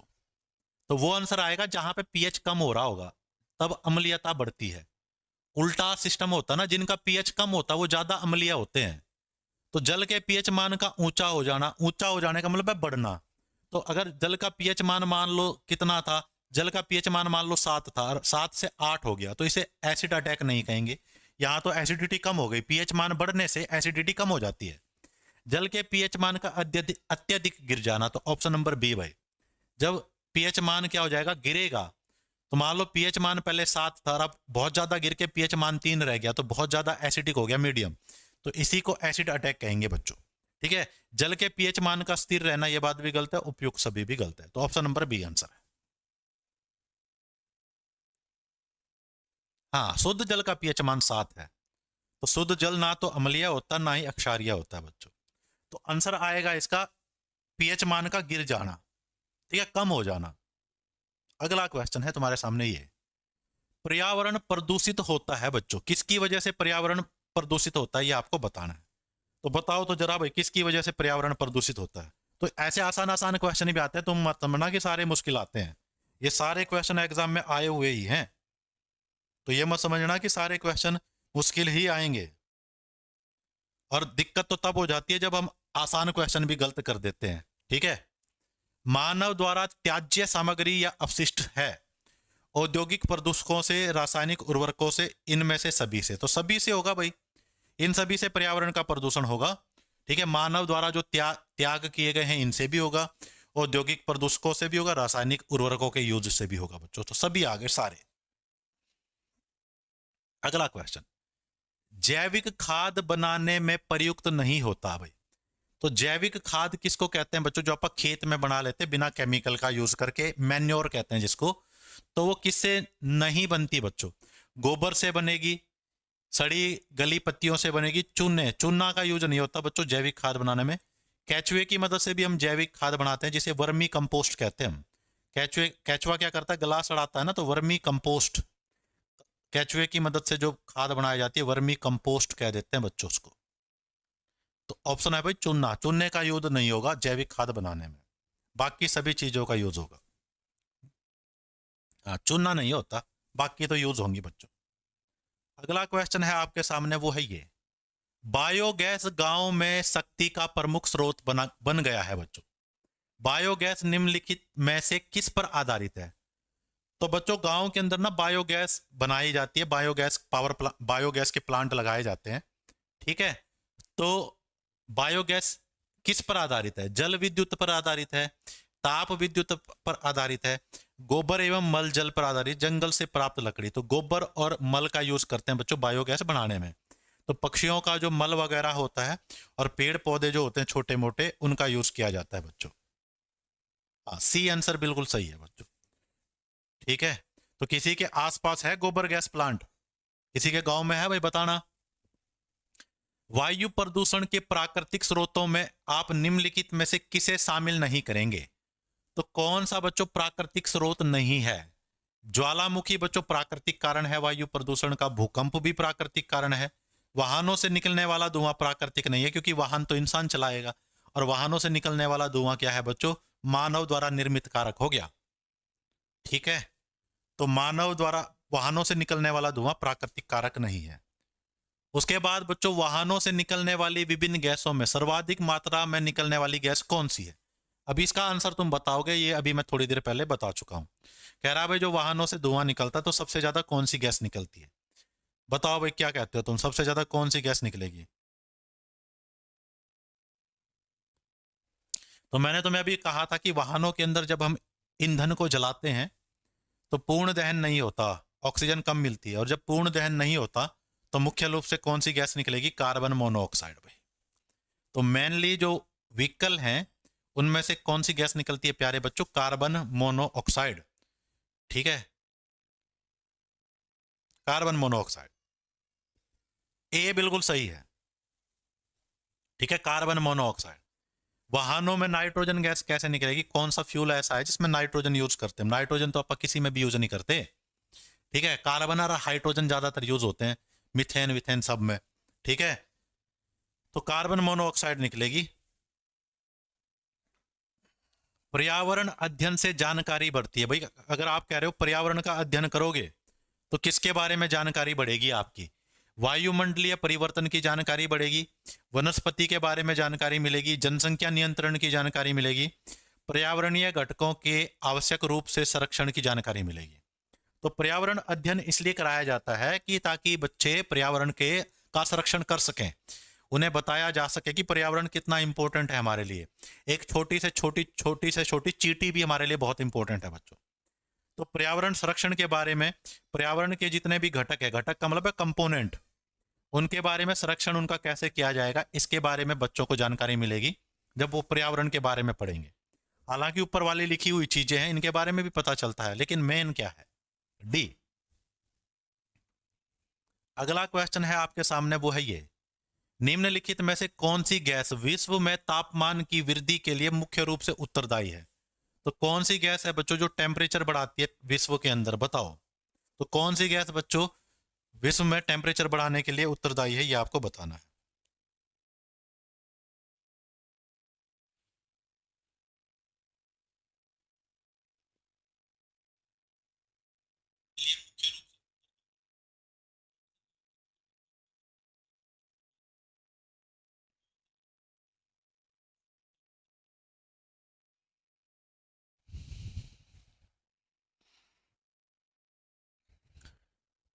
B D. तो ये तो बिल्कुल आसान क्वेश्चन था, कार्बन डाइऑक्साइड भाई। कार्बन डाइऑक्साइड जो है बच्चों वो टेम्परेचर बढ़ाती है। मेन कारण इस ग्लोबल वार्मिंग का यही है बच्चों, ग्लोबल ग्लोबल वार्मिंग। ठीक है, अब मुझे जरा कमेंट करके ये बताना कौन सा सम्मेलन है जो ग्लोबल वार्मिंग के लिए सबसे ज्यादा, जिसमें बात की गई है ग्लोबल वार्मिंग के लिए सबसे सफल सम्मेलन कौन सा है। ठीक है, बताओ, क्योटो प्रोटोकॉल है या मॉन्ट्रियल प्रोटोकॉल है?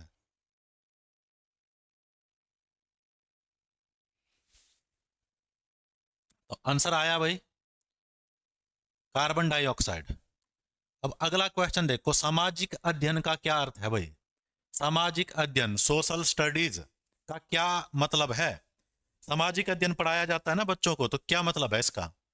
व्यक्ति व समाज का अध्ययन करना भाई, मानवीय दृष्टिकोण से समाज व व्यक्ति का अध्ययन करना, मनुष्य की नजर से समाज और किसका, व्यक्ति का अध्ययन करना, सामाजिकता व प्रजातांत्रिक मूल्यों का अध्ययन करना, और मनुष्य व उसके वातावरण का अध्ययन करना। तो सामाजिक अध्ययन में हम क्या करते हैं?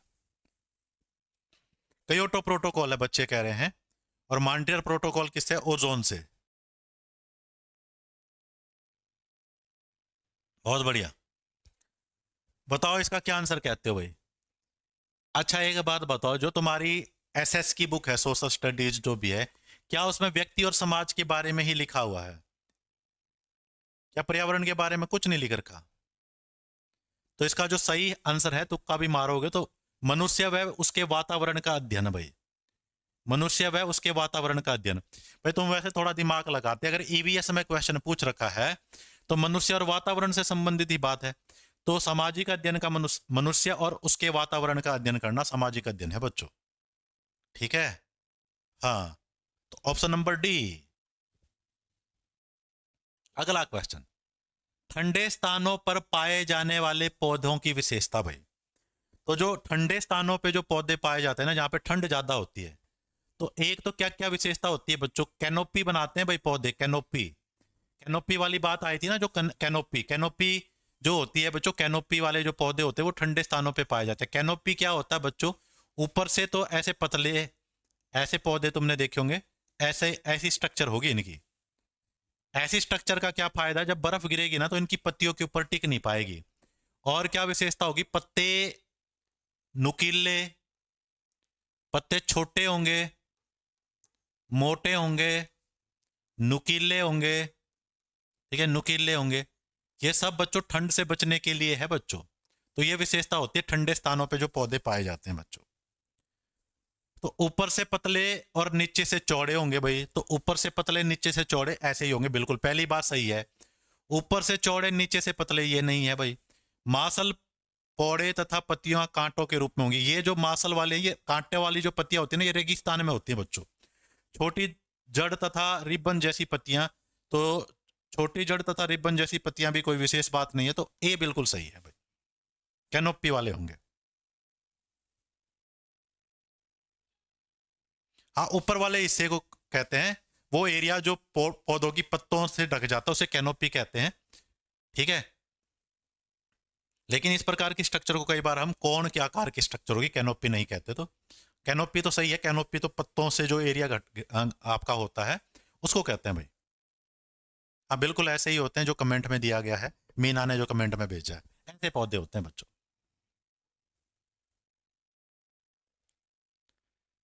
सामान्य वातावरण में पाया जाने वाला पौधा कौन सा है? नॉर्मल वातावरण में कौन सा पेड़ मिलेगा बच्चों? कमल का पौधा तो सामान्य वातावरण में नहीं मिलेगा, पानी में मिलेगा भाई।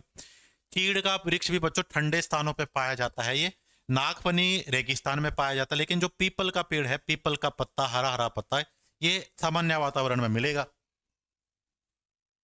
हाँ, एक्समस ट्री जो होता है वो भी भाई ऐसा ही होता है, बिल्कुल सही कह रहे हो।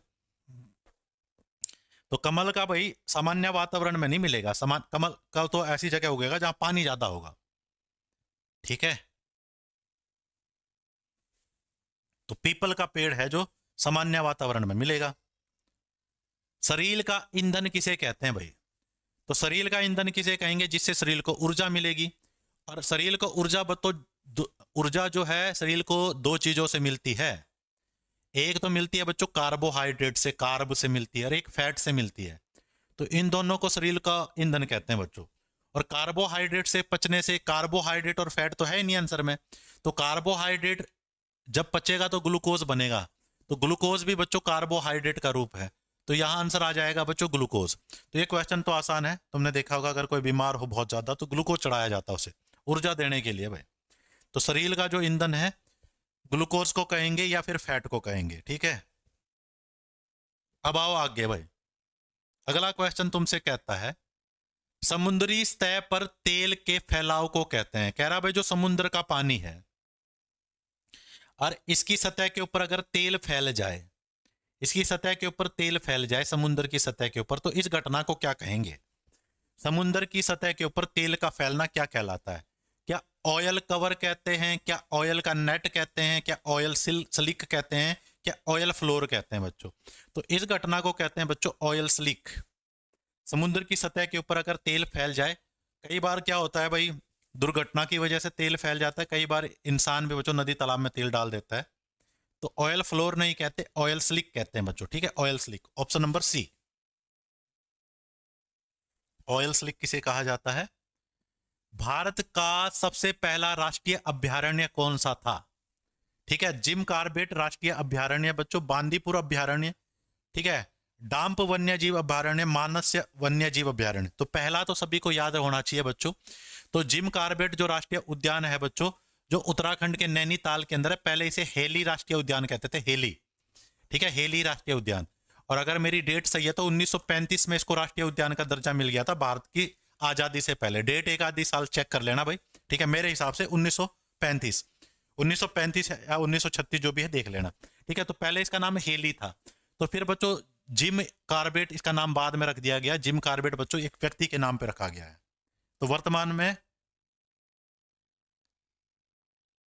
हाँ, वर्तमान में इसका नाम रामगंगा, ठीक है। तो उत्तराखंड के नैनीताल के अंदर है, हेली पहले इसका नाम था। 1936 कह रहे हो तुम, ठीक है। तो ये पहला है बच्चों, 1936 होगा, हाँ, ठीक है। तो 1935-36 के आसपास है। तो यही पहला है बच्चों, नैनीताल के अंदर है ये। CFC में वृद्धि का कारण क्या है बच्चों?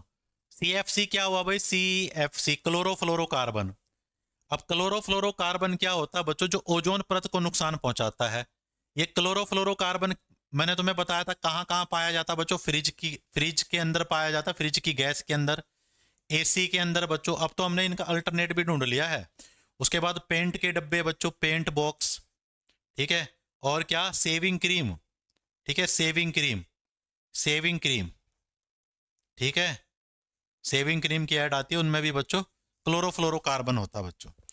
तो पेट्रोलियम ईंधन के दहन से क्लोरोफ्लोरोकार्बन निकलेगा, सीवेज से निकलेगा, शीत ग्रह, शीत ग्रह का मतलब कोल्ड स्टोरेज है भाई, फिर रेफ्रिजरेटर से। तो ऑप्शन नंबर सी आ जाएगा बच्चों, ठीक है, ऑप्शन नंबर सी।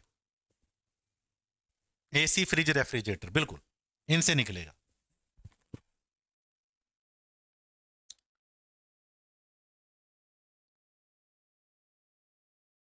TGT साइंस की भी होगी, जल्दी होगी, ठीक है, हाँ।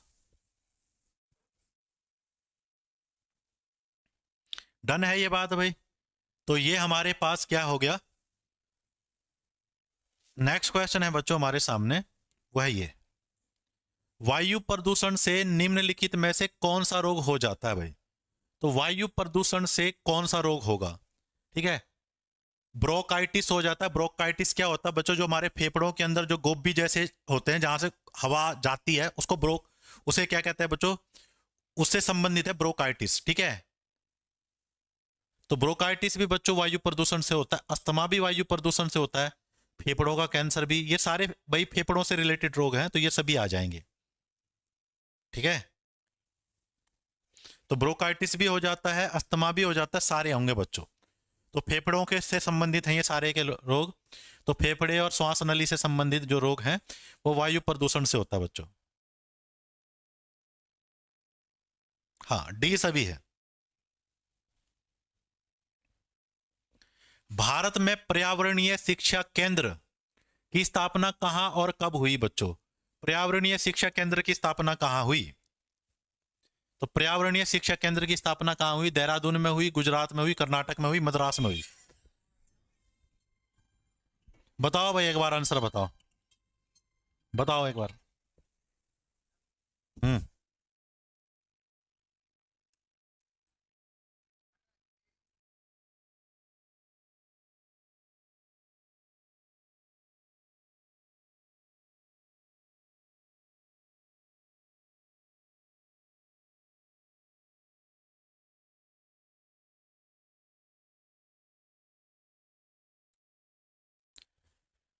ठीक है, तो चलो भाई आगे चलो। तो देहरादून, क्या ये क्वेश्चन कर लिया है ना हमने?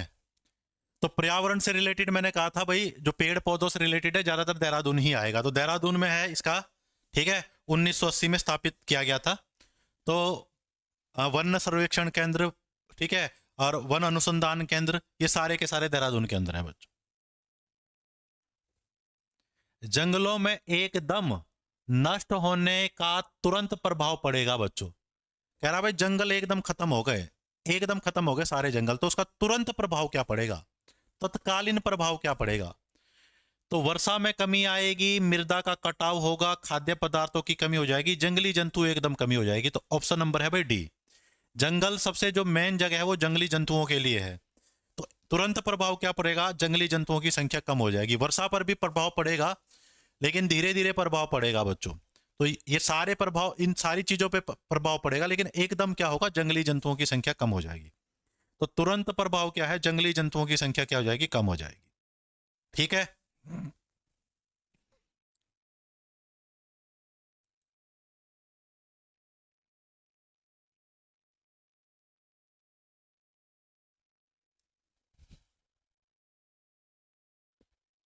मृदा का कटाव होगा, मृदा का कटाव भी भाई टाइम लगेगा, ठीक है। मृदा का कटाव में भी एकदम नहीं होगा, क्योंकि ये बात सही है कि जो जंगल के पेड़ पौधे वो मिट्टी को बांधे रखते हैं, तो मृदा कटाव में भी टाइम लगेगा। लेकिन जो जीव जंतु जंगलों में रहते थे वो तो जंगल खत्म होते ही नष्ट हो जाएंगे, ठीक है।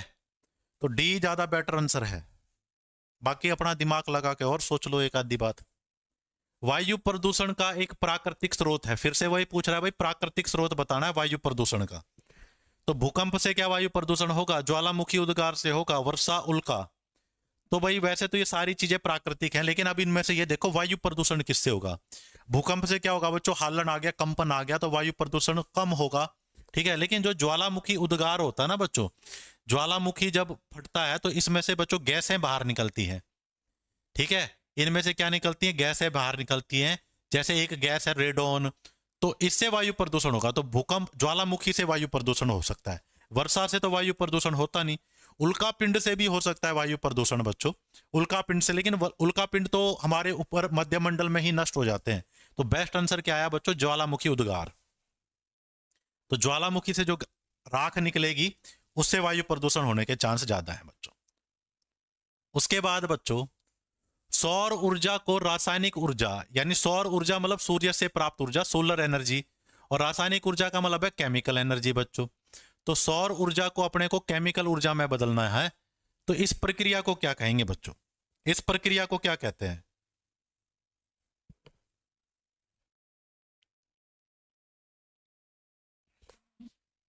श्वसन, प्रकाश श्वसन, प्रकाश संश्लेषण, रसायन संश्लेषण। तो भाई सौर ऊर्जा का यूज करते हैं पेड़ पौधे भाई, सूरज की जो किरणें हैं पेड़ पौधे उनका यूज करते हैं। पेड़ पौधे कौन सी क्रिया करते हैं बच्चों? प्रकाश संश्लेषण।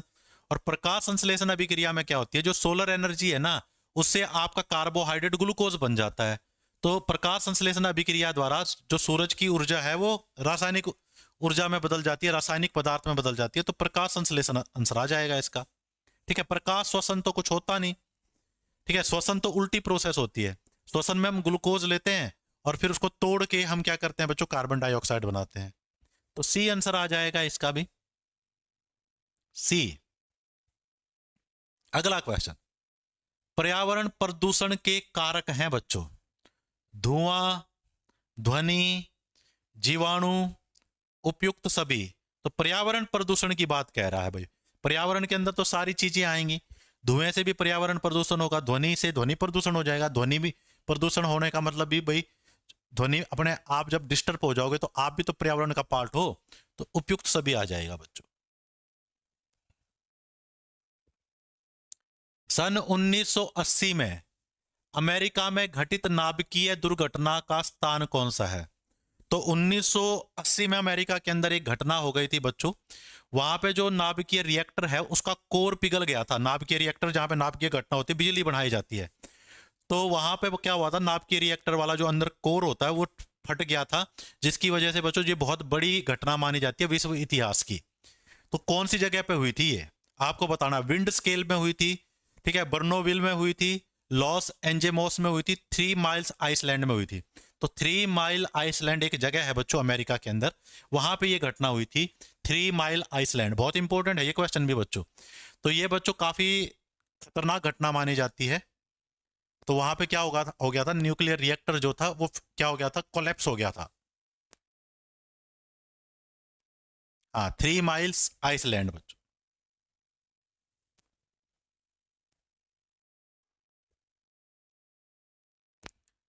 यदि दूध को अधिक समय तक उबाला जाए तो कौन सा पोषक तत्व नष्ट हो जाएगा बच्चों? कह रहा भाई दूध को अधिक समय तक उबाला जाए तो उबालने पर बच्चों, उबालने पर, गर्म करने पर, उबालने पर वो पोषक तत्व नष्ट हो जाते हैं जो पानी में घुलनशील होते हैं। इनमें तो एक तो है विटामिन बी और एक विटामिन सी बच्चों। ये 2 पोषक तत्व नष्ट हो जाएंगे बच्चों अगर हम किसी चीज को गर्म करेंगे या उबालेंगे। तो या तो विटामिन सी भाई, प्रोटीन भी बच्चों उबलने पर नष्ट नहीं होते, वो पचाने में मुश्किल हो जाते, वो करड़े हो जाते हैं, कड़े हो जाते हैं। ठीक है, विटामिन B12, विटामिन के, तो विटामिन के तो आएगा नहीं, विटामिन B12 भी नहीं आएगा। ठीक है, विटामिन सी आएगा बच्चों। ठीक है, विटामिन सी। अब आप कहोगे सर विटामिन सी तो दूध के अंदर होता नहीं, माता के दूध में नहीं होता, लेकिन कुछ जानवरों के दूध में विटामिन सी होता है। ठीक है, तो विटामिन B12 भी आ सकता है, विटामिन सी भी आ सकता है, लेकिन उबालने पर पहले नष्ट होता है विटामिन सी। तो विटामिन सी हम आंसर देंगे भाई। आगे भाई, मरुस्थल में उगने वाले पौधे क्या कहलाते हैं भाई? जो पौधे मरुस्थल में उगेंगे उनको क्या कहेंगे बच्चों? तो यहां पे है बच्चों मोजोफाइटस, हाइड्रोफाइटस, जीरोफाइटस, हेलोफाइटस। अब मोजोफाइटस वो पौधे होते हैं बच्चों जो नॉर्मल वातावरण में भी उग जाते हैं, नॉर्मल पौधों को मोजोफाइटस कहते हैं। हाइड्रोफाइटस वो होते हैं बच्चों जो पानी में उगते हैं बच्चों, जो कहां पे उगेंगे, पानी में। ठीक है, और जो हेलोफाइटस होते हैं बच्चों ये लवणीय पौधे होते हैं, जो लवणीय मिट्टी, लवणीय पौधे होते हैं जिन्हें लवणीय जगह पे उगेंगे, जहां पे खारे पानी में उगेंगे या खारी जगह पे उगेंगे। और जेरोफाइटस जो होते हैं बच्चों ये होते हैं मरुस्थल में उगने वाले पौधे। तो ऑप्शन नंबर सी आ जाएगा, जेरोफाइटस। तो जेरोफाइटस होते हैं बच्चों जो मरुस्थल में उगेंगे। ठीक है, जेरोफाइटस, जेरोफाइटा या जेरोफाइटस।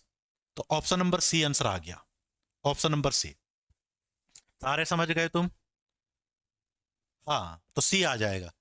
तो मोजो वाले तो नॉर्मल है, हाइड्रो का मतलब पानी होता है, हेलो होता है लवणीय जगह पे, जो लवण समझते हो ना, खारी, खारे पानी में या खारी मिट्टी में उगेंगे, समुद्र वगैरह में।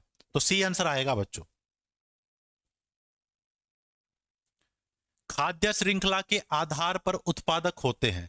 कह रहा भाई जो खाद्य श्रृंखला है हमारी, जो फूड चेन है, ठीक है, जो फूड चेन है, जो फूड चेन के आधार पर, आधार का मतलब बेस पर जो उत्पादक होते हैं, उत्पादक का मतलब प्रोड्यूसर। प्रोड्यूसर कौन होता है, सीधी सीधी बात ये पूछ रहा है ये। क्या मांसाहारी होते? नहीं सर। क्या मृतोपजीवी होते? नहीं। क्या शाकाहारी होते? क्या प्रकाश संश्लेषी? तो प्रोड्यूसर वो होते हैं जो अपना भोजन खुद बनाते हैं, और अपना भोजन खुद कौन बना सकते हैं? पौधे। तो प्रकाश संश्लेषी पौधे ही बच्चों क्या होते हैं? प्रोड्यूसर होते हैं। Option number. शाकाहारी बच्चों फर्स्ट लेवल पे होते हैं, लेकिन ये कंज्यूमर होते हैं फर्स्ट लेवल पर। ठीक है, तो फर्स्ट लेवल पर होते हैं शाकाहारी, और ये बच्चों प्रोड्यूसर नहीं होते, कंज्यूमर होते हैं। तो डी आंसर आ गया इसका भी, डी। हाँ, उत्पादक बिल्कुल सही है। अगला क्वेश्चन है बच्चों आपके सामने, वो है ये, पौधों में कार्बन डाइऑक्साइड स्थिरीकरण किस प्राकृतिक प्रक्रिया से चलने से होता है भाई? तो ये तो बिल्कुल आसान है बच्चों। ठीक है, तो कार्बन डाइऑक्साइड स्थिरीकरण का मतलब है कार्बन डाइऑक्साइड, पौधे कार्बन डाइऑक्साइड को ग्लूकोज में बदल देंगे। तो कौन सी प्रक्रिया से होता है वो? प्रकाश संश्लेषण प्रक्रिया से होता है। अब प्रकाश संश्लेषण तो हमें दे नहीं रखा, लेकिन प्रकाश संश्लेषण के लिए हमें क्या चाहिए? सूर्य की रोशनी। तो सूर्य की रोशनी लिख देंगे। तो सूर्य की रोशनी की उपस्थिति में पौधे प्रकाश संश्लेषण अभिक्रिया करते हैं, और कार्बन डाइऑक्साइड को क्या कर देते हैं बच्चों? ग्लूकोज में बदल देते हैं। किस में बदल देते हैं? ग्लूकोज में। ठीक है, और ग्लूकोज आपका किस रूप में पौधों के अंदर स्टोर होता है बच्चों? सेलुलोज के रूप में स्टोर होता है, सेलुलोज। ठीक है, सेलुलोज। सेलुलोज सेलुलोज नहीं, स्टार्च भाई, सॉरी, सेलुलोज नहीं, स्टार्च। तो पौधे अपना भोजन किस रूप में स्टोर करते हैं? स्टार्च। तो ग्लूकोज के मॉलिक्यूल मिलकर स्टार्च बना लेते हैं पौधों के अंदर। तो सूर्य की रोशनी आ गया इसका आंसर। अगला क्वेश्चन, सुनामी लहरें, जापान के अंदर सुनामी की बात सुनी होगी तुमने। तो सुनामी लहरें की उत्पत्ति का प्रमुख कारण क्या है? ज्वार भाटा, चक्रवात, समुद्री भूकंप या प्रदूषण? बताओ भाई। तो सुनामी वगैरह जो ये घटनाएं होती है ना बच्चों, ये जो सुनामी का पता ना बच्चों, सांप को पहले पता चल जाता है। जो सांप होते हैं ना, सांपों को सुनामी का पता चल जाता है बच्चों। और जापान के अंदर ये सुनामी की घटना ज्यादा होती है, क्योंकि जापान चारों तरफ से पानी से घिरा हुआ द्वीप है। तो जापान के लोग बच्चों सांप पालते हैं, सांप पालते हैं बच्चों वो। और वो सांप इसलिए पालते हैं क्योंकि सांपों से उन्हें पहले पता चल जाए कि सुनामी आने वाली है। ठीक है, और सुनामी का मेन कारण है समुद्र के अंदर क्या आ जाना? भूकंप आ जाना बच्चों। तो समुद्र के अंदर जब भूकंप आ जाता है तो समुद्र का पानी उथल पुथल हो जाता है, उसे कहते हैं सुनामी। ठीक है, चक्रवात की वजह से तो क्या कहते हैं उसको? टॉर्नेडो क्या कहते हैं उसको तुम? वो आता है। तो सुनामी बच्चों समुद्री भूकंप की वजह से आता है। अगला क्वेश्चन, फ्लाई ऐश एक प्रदूषण दहन है जो प्राप्त होता है जलाने से। तो फ्लाई ऐश क्या होता है बच्चों? फ्लाई ऐश किसको जलाने से प्राप्त होता है? बताओ भाई। कोल पत्थर के कोयले को जलाने से, चारकोल लकड़ी के कोयले को जलाने से, डीजल मिट्टी के तेल को जलाने से, सीएनजी। तो फ्लाई ऐश क्या होता है बच्चों? तो फ्लाई ऐश एक्चुअल में क्या होता है? जब आप कोयला जलाते हैं ना, कोयला, जब अपन लोग कोयला जलाते हैं तो कोयले में से बच्चों कार्बन के कण निकलते हैं जो जलते नहीं है, वायुमंडल में घूमते रहते हैं, कार्बन के कण। ठीक है, इन्हीं को फ्लाई ऐश कहते हैं बच्चों। तो कोयले को जब हम जलाते हैं तो कार्बन के कण निकलते हैं और ये हवा में तैरते रहते हैं, इन्हीं को फ्लाई ऐश कहते हैं। ये फ्लाई ऐश से क्या होगा बच्चों? सांस संबंधी विकार पैदा होंगे। जब हम सांस लेंगे तो सांस द्वारा ये हमारे अंदर चले जाएंगी बच्चों। ठीक है, तो सांस द्वारा ये हमारी अंदर चले जाएंगी। तो बच्चों कोयले को जलाने से होगा, ये कोयले को जलाने से होगा। ठीक है, तो पत्थर का कोयला जो होता है भाई, जो ये चारकोल होता है ना, लकड़ी का कोयला, ये कोयला नहीं है, ये तो चारकोल है। तो जो पत्थर के कोयले होते हैं, और ये फ्लाई ऐश का जो मेन कारण है ना बच्चों, थर्मल पावर प्लांट है। ये बात भी याद रखना, मेन कारण क्या है इनका? Thermal power plant. जो बिजली होती है ना, बिजली घर, जहां हम कोयले को जला के बिजली बनाते हैं, तो यहां से फ्लाई ऐश पैदा होती है बच्चों। थर्मल पावर प्लांट या थर्मल पावर पॉइंट लिख दिया मैंने, तो प्लांट भाई। तो जो हमारे ताप विद्युत घर है ना, जहां पे कोयला जला के बिजली बनाई जाती है, वहां से फ्लाई ऐश पैदा होती है।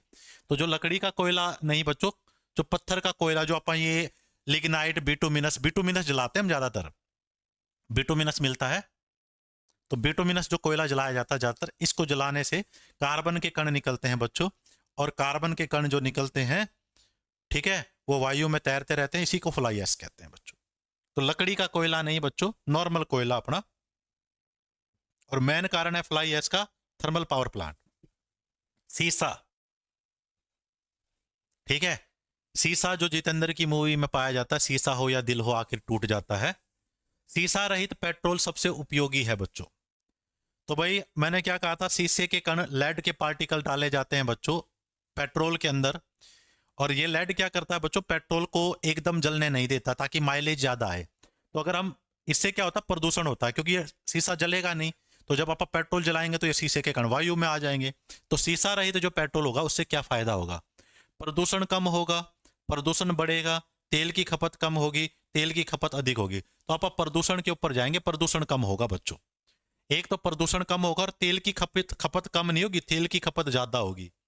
तो ये दो आंसर हैं इसके। क्योंकि शीशा क्या करता है, तेल को आराम आराम से जलने देता है। तो अपा एनवायरमेंट के हिसाब से सोचेंगे, अपनी नहीं सोचेंगे। ठीक है, तो प्रदूषण कम होगा, ये फायदा होगा। फायदा क्या है, ये तो फायदा पूछ रखा है ना, उपयोग क्या है, ये तो नुकसान हो गया भाई, तेल की खपत ज्यादा हो रही है। तो प्रदूषण कम होगा। प्रत्येक वर्ष विश्व पर्यावरण दिवस मनाया जाता है बच्चों। तो पर्यावरण दिवस तो सभी को पता है, 5 जून को मनाया जाता है बच्चों। ठीक है, 5 जून को मनाया जाता है। और इसकी शुरुआत कब हुई थी, हमने ये पढ़ा था कि 1972 में स्टॉकहोम सम्मेलन में इसकी स्टॉकहोम, ठीक है, स्टॉकहोम सम्मेलन, स्टॉकहोम सम्मेलन में इसकी शुरुआत हुई थी बच्चों। स्टॉकहोम सम्मेलन में ये बात की गई थी कि भाई हम हर साल 5 जून को पर्यावरण दिवस मनाएंगे। और पहली बार पर्यावरण दिवस कब मनाया गया था, 1974 में, आधिकारिक रूप से मनाया गया था 1974 को। बात तो हुई थी 1972 में, लेकिन पहली बार मनाया गया था 1974। ठीक है, नेक्स्ट क्वेश्चन है बच्चों आपके सामने, वो है ये, पर्यावरण के प्रमुख कारक हैं बच्चों, जीवीय, जीवीय यानी सजीव पदार्थ, अजीवीय यानी निर्जीव पदार्थ, रासायनिक यानी केमिकल। तो ए और बी दोनों भाई, सजीव और निर्जीव दोनों पदार्थों को मिलकर पर्यावरण बनेगा। और जो अजैविक अजीवीय है उसमें रासायनिक भी आ जाएंगे। तो ये अलग से लिखने की जरूरत नहीं है, डी आंसर आ गया। ठीक है, अगला क्वेश्चन है भाई आपके सामने, वो है ये, शुद्धता एवं स्वच्छता हेतु आवश्यक है भाई। शुद्धता, प्योरिटी और स्वच्छता सफाई के लिए आवश्यक है। तो भाई शुद्ध और स्वच्छ रहने के लिए जीव जंतु जरूरी हैं, पेड़ पौधे जरूरी हैं, शुद्ध हवा जरूरी है, पर्यावरण अध्ययन। तो भाई पेड़ पौधे जरूरी हैं, क्योंकि अपने को अगर शुद्ध और प्योर हवा चाहिए तो पेड़ पौधे ही बच्चों हवा को शुद्ध करते हैं। ठीक है, पर्यावरण का अध्ययन करने से क्या होगा, पर्यावरण का अध्ययन करने का तभी फायदा है जब पेड़ पौधे होंगे। अब एक तरफ से तो तुम पर्यावरण का अध्ययन कर रहे हो और धड़ाधड़ पेड़ काट रहे हो, तो शुद्ध हवा के लिए अपने को पेड़ पौधे चाहिए बच्चों। ठीक है, पेड़ पौधे होंगे जितने ज्यादा उतनी ही हवा शुद्ध हो जाएगी। तो शुद्ध हवा तो पेड़ पौधों से जुड़ी हुई है। तो पेड़ लगाओ, पेड़। ठीक है, दिल नहीं लगाओ, पेड़ लगाओ। शांत घाटी केरला वाली भाई आंदोलन किससे संबंधित है बच्चों, शांत घाटी, कश्मीर की आजादी से, उत्तरांचल राज्य से, झारखंड राज्य से, केरला के पश्चिमी घाट के वनों को बचाने के लिए भाई। तो केरला के पश्चिमी घाट के जो वन है बच्चों, इनको बचाने के लिए है शांत घाटी आंदोलन। अभी एक क्वेश्चन आया था ना, सबसे ज्यादा जैव विविधता पाई जाती है। तो केरला के जो पश्चिमी घाट के वन है, ठीक है, उत्तराखंड या उत्तरांचल से तो चिपको आंदोलन संबंधित है बच्चों। तो केरला के पश्चिमी घाट के वनों को बचाने के लिए यह आंदोलन चलाया था। शैवाल और कवक के बीच प्राय किस प्रकार का संबंध होता भाई। तो शैवाल कहते हैं बच्चों एल्गी को। ठीक है, जैसे अपनी काई होती है ना, वो एक शैवाल है। और कवक कहते हैं बच्चों फंजाई को, जो अपने मशरूम होता है वो एक बच्चों कवक है। तो इनके बीच के जो संबंध होता है ना, उसको कहते हैं बच्चों सहजीविता। क्या कहते हैं, सहजीवी। इंग्लिश में कहते हैं इसको सेम्बायोटिक। ठीक है, क्या कहते हैं बच्चों, सेम्बायोटिक। सेम्बायोटिक, एक मक्खी है और बहुत तंग कर रही है मुझे। सेम्बायोटिक संबंध कहते हैं बच्चों। सहजीवी संबंध का मतलब है जब दो जीव या दो जंतु या एक जंतु एक पौधा एक दूसरे पर निर्भर हो और वो एक दूसरे का भला करें, इसको कहते हैं सहजीवी संबंध। कई बार तुमने देखा होगा भैंस के ऊपर बगुला बैठा रहता है। ठीक है, तो वो भैंस के शरीर में से कीड़ों को निकाल के खाता रहता है। तो दोनों का फायदा है, उसको भोजन मिल गया पक्षी को और उससे कीड़े निकल गए। तो इस प्रकार का संबंध बच्चों। इसी प्रकार दाल वाले पौधों की जड़ों में राइजोबियम नामक जीवाणु पाया जाता है। इनके बीच में भी संबंध सहजीविता का है, एक दूसरे की हेल्प बच्चों। ठीक है, परजीवी होता है जहां पे दूसरों के शरीर में एक जीव रहता है, इसमें केवल एक ही को फायदा होता है। जैसे मनुष्य के शरीर में जुएं रहते हैं, तो वो परजीवी हैं। पौधों में प्रकाश संश्लेषण क्रिया होती है बच्चों, केवल रात में केवल दिन व रात दोनों में बच्चों। तो दिन व रात दोनों में प्रकाश संश्लेषण अभिक्रिया हो सकती है, सभी पौधों में नहीं लेकिन कुछ पौधों में। जो पौधे रात को भी ऑक्सीजन छोड़ते हैं ना, उनमें रात को भी प्रकाश संश्लेषण अभिक्रिया होती है। तो ऑक्सीजन पौधे तभी छोड़ते हैं जब प्रकाश संश्लेषण अभिक्रिया हो। तो कोई पौधा अगर ऑक्सीजन छोड़ रहा है तो इसका मतलब 100% उसके अंदर प्रकाश संश्लेषण अभिक्रिया हो रही है। तो दिन और रात दोनों में हो सकती है, सभी पौधों में नहीं, कुछ पौधों में रात में भी हो सकती है। ठीक है, तो पीपल, बरगद, नीम, तुलसी, तो इनमें रात में भी हो सकती है बच्चों। सागरीय जल की लवणता किस लवण की वजह से है? कह रहा भाई लवणता का मतलब है कि पानी, जो समुद्र का पानी है उसमें लवण पाए जाते हैं, खारा होता है समुद्र का पानी। ठीक है, तो वो किसकी वजह से होता है? तो नमक की वजह से होता है। और नमक को हम क्या कहते हैं बच्चों? Sodium chloride. सोडियम क्लोराइड, नमक समुद्र के पानी से बनाया जाता है, तो सोडियम क्लोराइड की वजह से लवणता होती है बच्चों। ठीक है, magnesium chloride, magnesium sulphate, calcium sulphate, ये भी पाए जा सकते हैं समुद्र के पानी में, लेकिन बहुत कम मात्रा में। ज्यादातर क्या होगा बच्चों? Sodium chloride. और यही बच्चों हमारा नमक है, खाने का नमक का यही नाम है बच्चों, सोडियम क्लोराइड। आगे है बच्चों आपके सामने, पर्यावरण एक अविभाज्य समष्टि है। ठीक है, जिसकी रचना होती है भाई। तो पर्यावरण को हम विभाजित नहीं कर सकते, तोड़ नहीं सकते। पर्यावरण की रचना किससे होती है? भौतिक तंत्र से केवल फिजिकल चीजों से, जैविक तंत्र से केवल सजीव चीजों से, भौतिक एवं जैविक दोनों से, भौतिक जैविक एवं सांस्कृतिक तत्वों वाले पारस्परिक क्रिया तंत्रों से। तो ऑप्शन नंबर डी आ गया भाई। ठीक है, भौतिक चीजें भी होनी चाहिए और आपकी क्या होनी चाहिए? जैविक चीजें भी होनी चाहिए, और उनके बीच में पारस्परिक क्रियाएं भी होनी चाहिए बच्चों। पारस्परिक क्रिया समझते हो ना भाई? जैसे हम हवा के लिए पौधों पे निर्भर है, पौधे कार्बन डाइऑक्साइड गैस बनाते हैं, पौधे हम पे निर्भर, पौधे ऑक्सीजन बनाते हैं सॉरी, और पौधे हम पर निर्भर है क्योंकि हम कार्बन डाइऑक्साइड बना रहे हैं, तो हमें एक दूसरे के साथ क्रिया करनी पड़ रही है ना। ठीक है, अगला क्वेश्चन, भारत में पर्यावरण चेतन के लिए चिपको आंदोलन कब प्रारंभ हुआ बच्चों? तो चिपको आंदोलन की शुरुआत कब हुई थी बच्चों? तो बताओ भाई, 73 में, 61 में, 50 में और 78 में। तो चिपको आंदोलन की शुरुआत बच्चों ये उत्तराखंड से रिलेटेड है, उत्तराखंड। ठीक है, और व्यक्ति का नाम भी तुमने सुना होगा, सुंदर लाल बहुगुणा। सुंदर लाल बहुगुणा, ये व्यक्ति थे, लीडर थे चिपको आंदोलन के, 1973। ठीक है, तो व्यक्ति जो है पेड़ पौधों से चिपक गए थे, इसे ही चिपको आंदोलन कहते हैं, पेड़ों को बचाने के लिए।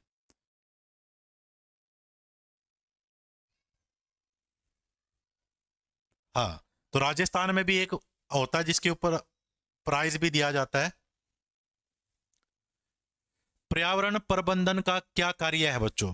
प्रबंधन का मतलब होता है मैनेजमेंट बच्चों, पर्यावरण को मैनेज करने का काम। तो पर्यावरण प्रबंधन का कार्य क्या है? पर्यावरण के विभिन्न घटकों का अध्ययन करना, पर्यावरण के विभिन्न घटकों के मध्य संतुलन की अवस्था बनाए रखना, पर्यावरण प्रदूषण की रोकथाम करना, पर्यावरण के तत्वों की समालोचना। तो ये संतुलन वाली बात आएगी बच्चों, पर्यावरण के विभिन्न घटकों के बीच में संतुलन की अवस्था बनाए रखना। इस लाइन का ये मतलब है बच्चों, देखो पर्यावरण की चीजों का यूज तो करना पड़ेगा हमें, प्राकृतिक संसाधनों का यूज करना पड़ेगा, लकड़ी का यूज तो करना पड़ेगा हमें भाई, क्योंकि अपना जो फर्नीचर वगैरह लकड़ी से बनती है। उसी प्रकार पेड़ पौधों का भी यूज करना पड़ेगा, हम उनसे दवाई बनाते हैं। संतुलन बनाए रखने का ये मतलब है, जैसे मान लो मैंने लकड़ी का यूज कर लिया तो उसी अनुपात में मैं पौधे लगा भी दूं, जो चीज मैं यूज कंज्यूम कर रहा हूं उनको मैं प्रकृति में वापस दे दूं, तो इसको कहते हैं संतुलन। ठीक है, तो एक चीज तुम यूज कर रहे हो, यूज कर रहे हो, यूज कर रहे हो और प्रकृति को वापस नहीं दे रहे हो, तो ये असंतुलन की अवस्था है। तो बी आंसर है बच्चों, संतुलन, संतुलित तरीके से आपको चीजों को यूज करना है, यूज तो करना है। अब ये जो मेगा पाटकर है बच्चों, इसका संबंध किससे है बच्चों? मेगा पाटकर। ठीक है, तो एक तो मेगा पाटकर और एक कौन सा आमटे, दो व्यक्ति थे, इन्होंने बच्चों एक आंदोलन चलाया था। ठीक है, अब बताओ कौन सा है? एपिको आंदोलन से है, असहयोग आंदोलन तो महात्मा गांधी वाला, कृषि आंदोलन भी नहीं है, नर्मदा बचाओ आंदोलन बच्चों। तो नर्मदा बचाओ आंदोलन से संबंधित है बच्चों। ठीक है, तो एक मेगा पाटकर और एक आमटे, क्या आमटे था मेरा, देख लेना, आमटे। तो ये थे मेन बच्चों नेता। तो नर्मदा जो नदी है बच्चों, इसके ऊपर बांध बना रहे थे हम, तो मैं बना भी दिया होगा, उस बांध का नाम बताओ। तो नर्मदा नदी के ऊपर जो बांध बनाया गया था, तो इससे क्या हुआ बच्चों, जो बांध बनाने से क्या होगा, जो पानी बह रहा है उसको रोक लेंगे। तो जो डाउन स्ट्रीम में जो लोग रह रहे हैं, जिससे वो पानी का यूज करके कृषि कर रहे हैं, एक तो वो उन लोगों पे उसका प्रभाव पड़ेगा, उसके बाद जैव विविधता खत्म हो जाएगी, पानी में रहने वाले जीव जंतु मर जाएंगे। तो इसके विरोध में ये आंदोलन किया था। और इन लोगों का मानना था भाई जिन लोगों को नुकसान हो रहा है, या तो इस बांध को बढ़ाओ ना, या उनको मुआवजा दिया जाए, उनको सेटलमेंट किया जाए, क्योंकि उनकी तो रोजी रोटी पानी से चल रही थी। तो इससे संबंधित था ये। तो मेघा पाटकर और आमटे, नर्मदा बचाओ आंदोलन से संबंध है इनका। अब बताओ भाई, प्रकाश संश्लेषण के दौरान पौधे उत्पन्न करते हैं। तो जब भी प्रकाश संश्लेषण अभिक्रिया होगी, हाँ सरदार सरोवर बांध, बिल्कुल सही कहा कविता ने, सरदार सरोवर बांध बन रहा था, ठीक है ना। तो प्रकाश संश्लेषण की अभिक्रिया जब भी होगी बच्चों, तो तब पौधे कौन सा गैस बनाएंगे, ऑक्सीजन। तो चाहे रात को भी प्रकाश संश्लेषण अभिक्रिया होगी तो रात को भी ऑक्सीजन बनाएंगे। तो जो पौधे रात को भी ऑक्सीजन बनाते हैं, उनके अंदर रात को भी प्रकाश संश्लेषण अभिक्रिया होती है। कुछ पौधे बिना सूरज की रोशनी के भी प्रकाश संश्लेषण अभिक्रिया कर सकते हैं, ठीक है। जैसे तुमने देखा मनी प्लांट की बेल आपके घर में लगी हुई है, उसे सूरज की रोशनी ना भी मिले तब भी वो सर्वाइव करेगी। तो ऑक्सीजन आंसर आ जाएगा। यूज करते हैं पौधे कार्बन डाइऑक्साइड, बनाते हैं ऑक्सीजन। तो ऑक्सीजन आंसर है बच्चों इसका।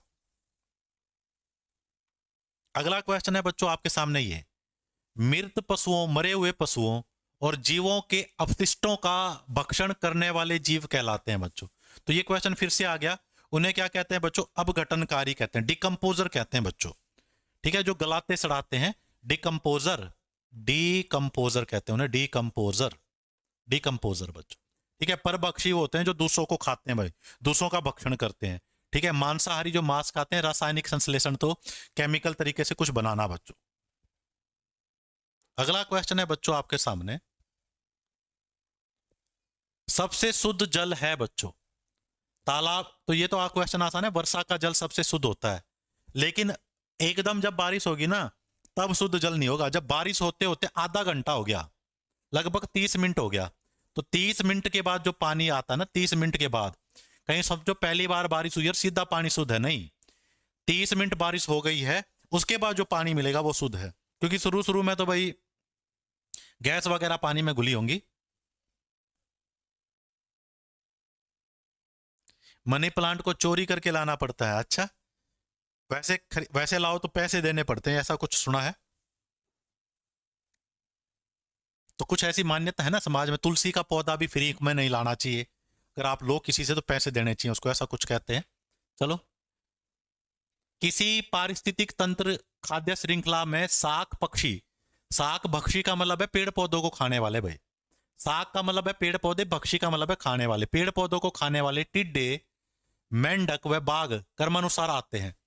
तो भाई ये कौन से पारिस्थितिक तंत्र में आएंगे, जल के अंदर तो आएंगे नहीं बच्चों, ठीक है। टिड्डे वगैरह तो पानी में रहेंगे नहीं। मांसाहारी खाद्य पारिस्थितिक तंत्र ये तो होता ही नहीं भाई, मांसाहारी तो सीधा होंगे नहीं। एक तो वन वाला पारिस्थितिक तंत्र है, एक घास के मैदान का, तो ज्यादा ये घास के मैदान में मिलेंगे भाई, घास के मैदान में मिलेंगे आपको, ठीक है। तो घास के मैदान में आपको पेड़ पौधों को खाने वाले मिल जाएंगे, वन में भी बच्चों पेड़ पौधों को खाने वाले कम मिलेंगे, क्योंकि जो वन होते हैं ना बड़े बड़े, तो नीचे उनकी जो रोशनी, उनमें उनकी जो छाया होती है, उनमें ज्यादा घास वगैरह नहीं उगती बच्चों। तो घास के मैदान में मिलेगा आपको ये, कहाँ मिलेगा, घास के मैदान में। अगला है बच्चों, पर्यावरण अध्ययन का विज्ञान कहलाता है बच्चों। तो पर्यावरण का अध्ययन का विज्ञान आपका क्या कहलाता है, तो क्या सर उसे पारिस्थितिकी कहते हैं, इकोलॉजी, बिल्कुल सर इकोलॉजी कहते हैं। इकोलॉजी में हम पारितंत्र का अध्ययन करते हैं, पारितंत्र एक प्रकार का पर्यावरण है। अनुवांशिकी नहीं है बच्चों, अनुवांशिकी के अंदर हम ये पढ़ते हैं कि गुण एक पीढ़ी से दूसरी पीढ़ी के अंदर कैसे जाएगा, हेरिडिटी कहते हैं इसको, ठीक है।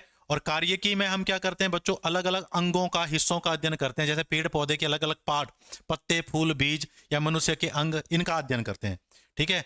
यहाँ पे बच्चों जीवाश्मों का अध्ययन करेंगे, तो आंसर आ गया पहला, इकोलॉजी। और शुरू में ही हमने पढ़ा था, इकोलॉजी शब्द का प्रयोग किया था किसने, हैकल, अर्नेस्ट हैकल। अगला क्वेश्चन है बच्चों आपके सामने, इस मक्खी की मृत्यु आज निश्चित है। पर्यावरण में एक खाद्य श्रृंखला में एक जीव का आज मैं नुकसान पहुंचाऊंगा। भारत का दक्षिणतम बिंदु कहाँ स्थित है बच्चों? ठीक है, तो जीके का क्वेश्चन आ गया। ठीक है, इंदिरा पॉइंट, रामेश्वरम, कन्याकुमारी, इनमें से कोई नहीं। तो ये सभी को आता होगा। इंदिरा पॉइंट है बच्चों, ठीक है, ये भारत का दक्षिणतम बिंदु है और मेरे ख्याल से निकोबार आइलैंड में है भाई। ठीक है, ये जीके का क्वेश्चन है, गलत हो तो बता देना, निकोबार में है। और जो सबसे उत्तर वाला है ना, वो इंदिरा कोल है बच्चों, है ना, इंदिरा कोल, ये सबसे उत्तर वाला पॉइंट है भारत का। और ये बच्चों सियाचिन ग्लेशियर के पास है।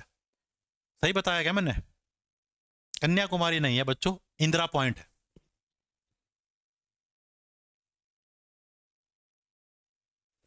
ठीक है, अगला, जापान में इटाई इटाई बीमारी किससे संबंधित है? पारा, लोहा, कैडमियम, जिंक।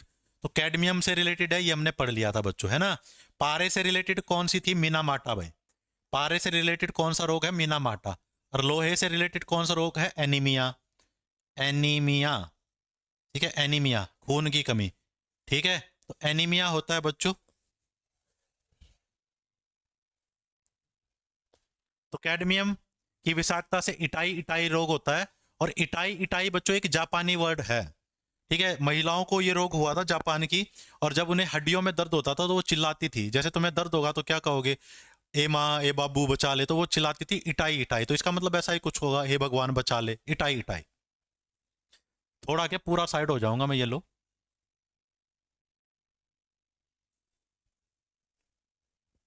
ठीक है, तो थोड़े से क्वेश्चन और बच गए, थोड़े से और करेंगे हम, 4-5 और बच गए।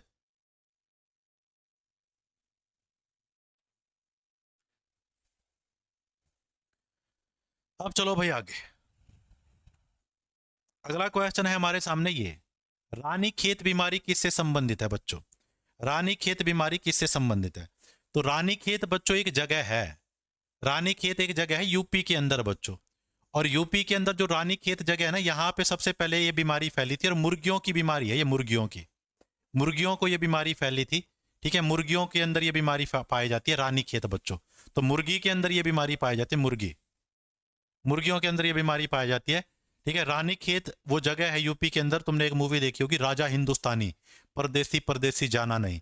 तो उसमें वो आमिर खान रानी खेत जाता है। ठीक है, रानी खेत ही जाता है मेरे हिसाब से। तो काफी समय हो गया, दोबारा देखनी पड़ेगी आज वो मूवी। हाँ, तो मुर्गियों से संबंधित है बच्चों, रानी खेत। कई बार पूछा जा गया है ये एग्जाम में। अगला क्वेश्चन है बच्चों, पश्मीना। पश्मीना निम्न में से किसकी नस्ल है? मैं चाहता हूं इसका आंसर तुम दो। क्या ये भेड़ की नस्ल है, क्या बकरी की है, क्या भैंस की है, क्या खरगोश की है? बताओ भाई, पश्मीना किसकी नस्ल है?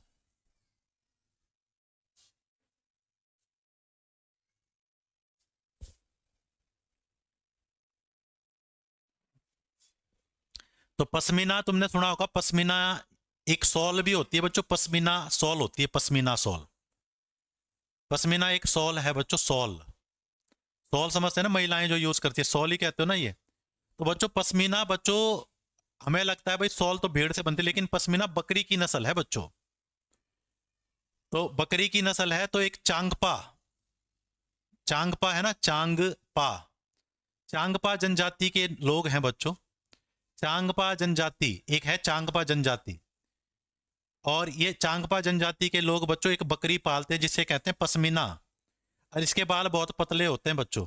इसके बाल अपने बाल से 6 गुना पतले होते हैं, यानी इनके 6 बाल मिला के अपना एक बाल बनेगा। तो इससे ये सॉल बनाई जाती है। इसलिए ये नॉर्मल से 6 गुना ज्यादा गर्म होती है बच्चों। तो ये बकरी की नस्ल है, बकरी। ठीक है, और चांगपा जनजाति के लोग जो है ये पालते हैं इस बकरी को। ये बकरी बच्चों बहुत कम टेम्परेचर पे, भाई हाई एल्टीट्यूड पे रहती है ये, लद्दाख वगैरह। और बहुत कम टेम्परेचर पे ये क्या रह सकती है बच्चों? जीवित रह सकती है। और ये सॉल बच्चों हाथ से बनाया जाता है। एक सॉल को बनाने में लगभग 250 घंटे लग जाते हैं। तो महंगा बिकेगा ये सॉल। और नॉर्मल सॉल से असली होगा तो 6 गुना ज्यादा गर्म होता है। दिखने में बिल्कुल पतला होगा लेकिन बहुत गर्म होगा। ठीक है, 6 गुना ज्यादा, क्योंकि इसके बाल से बनाया जाता है, इस बकरी के बाल से। और इसका बाल अपने बाल से 6 गुना पतला है। ठीक है, तो बकरी आंसर आएगा इसका, बकरी। क्या आएगा? बकरी। अगला क्वेश्चन है बच्चों, गरीबों की गाय किसे कहते हैं बच्चों? तो गरीबों की गाय भी बच्चों बकरी को ही कहते हैं।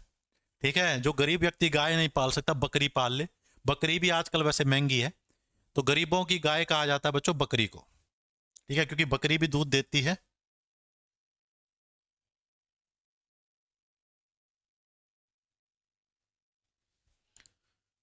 ठीक है, तो बुक में भेड़ है तो, लेकिन है ये बकरी बच्चों। ईवीएस की जो तुम बुक पढ़ोगे ना, तो ईवीएस की बुक में स्पेशल लिखा हुआ है बकरी है ये।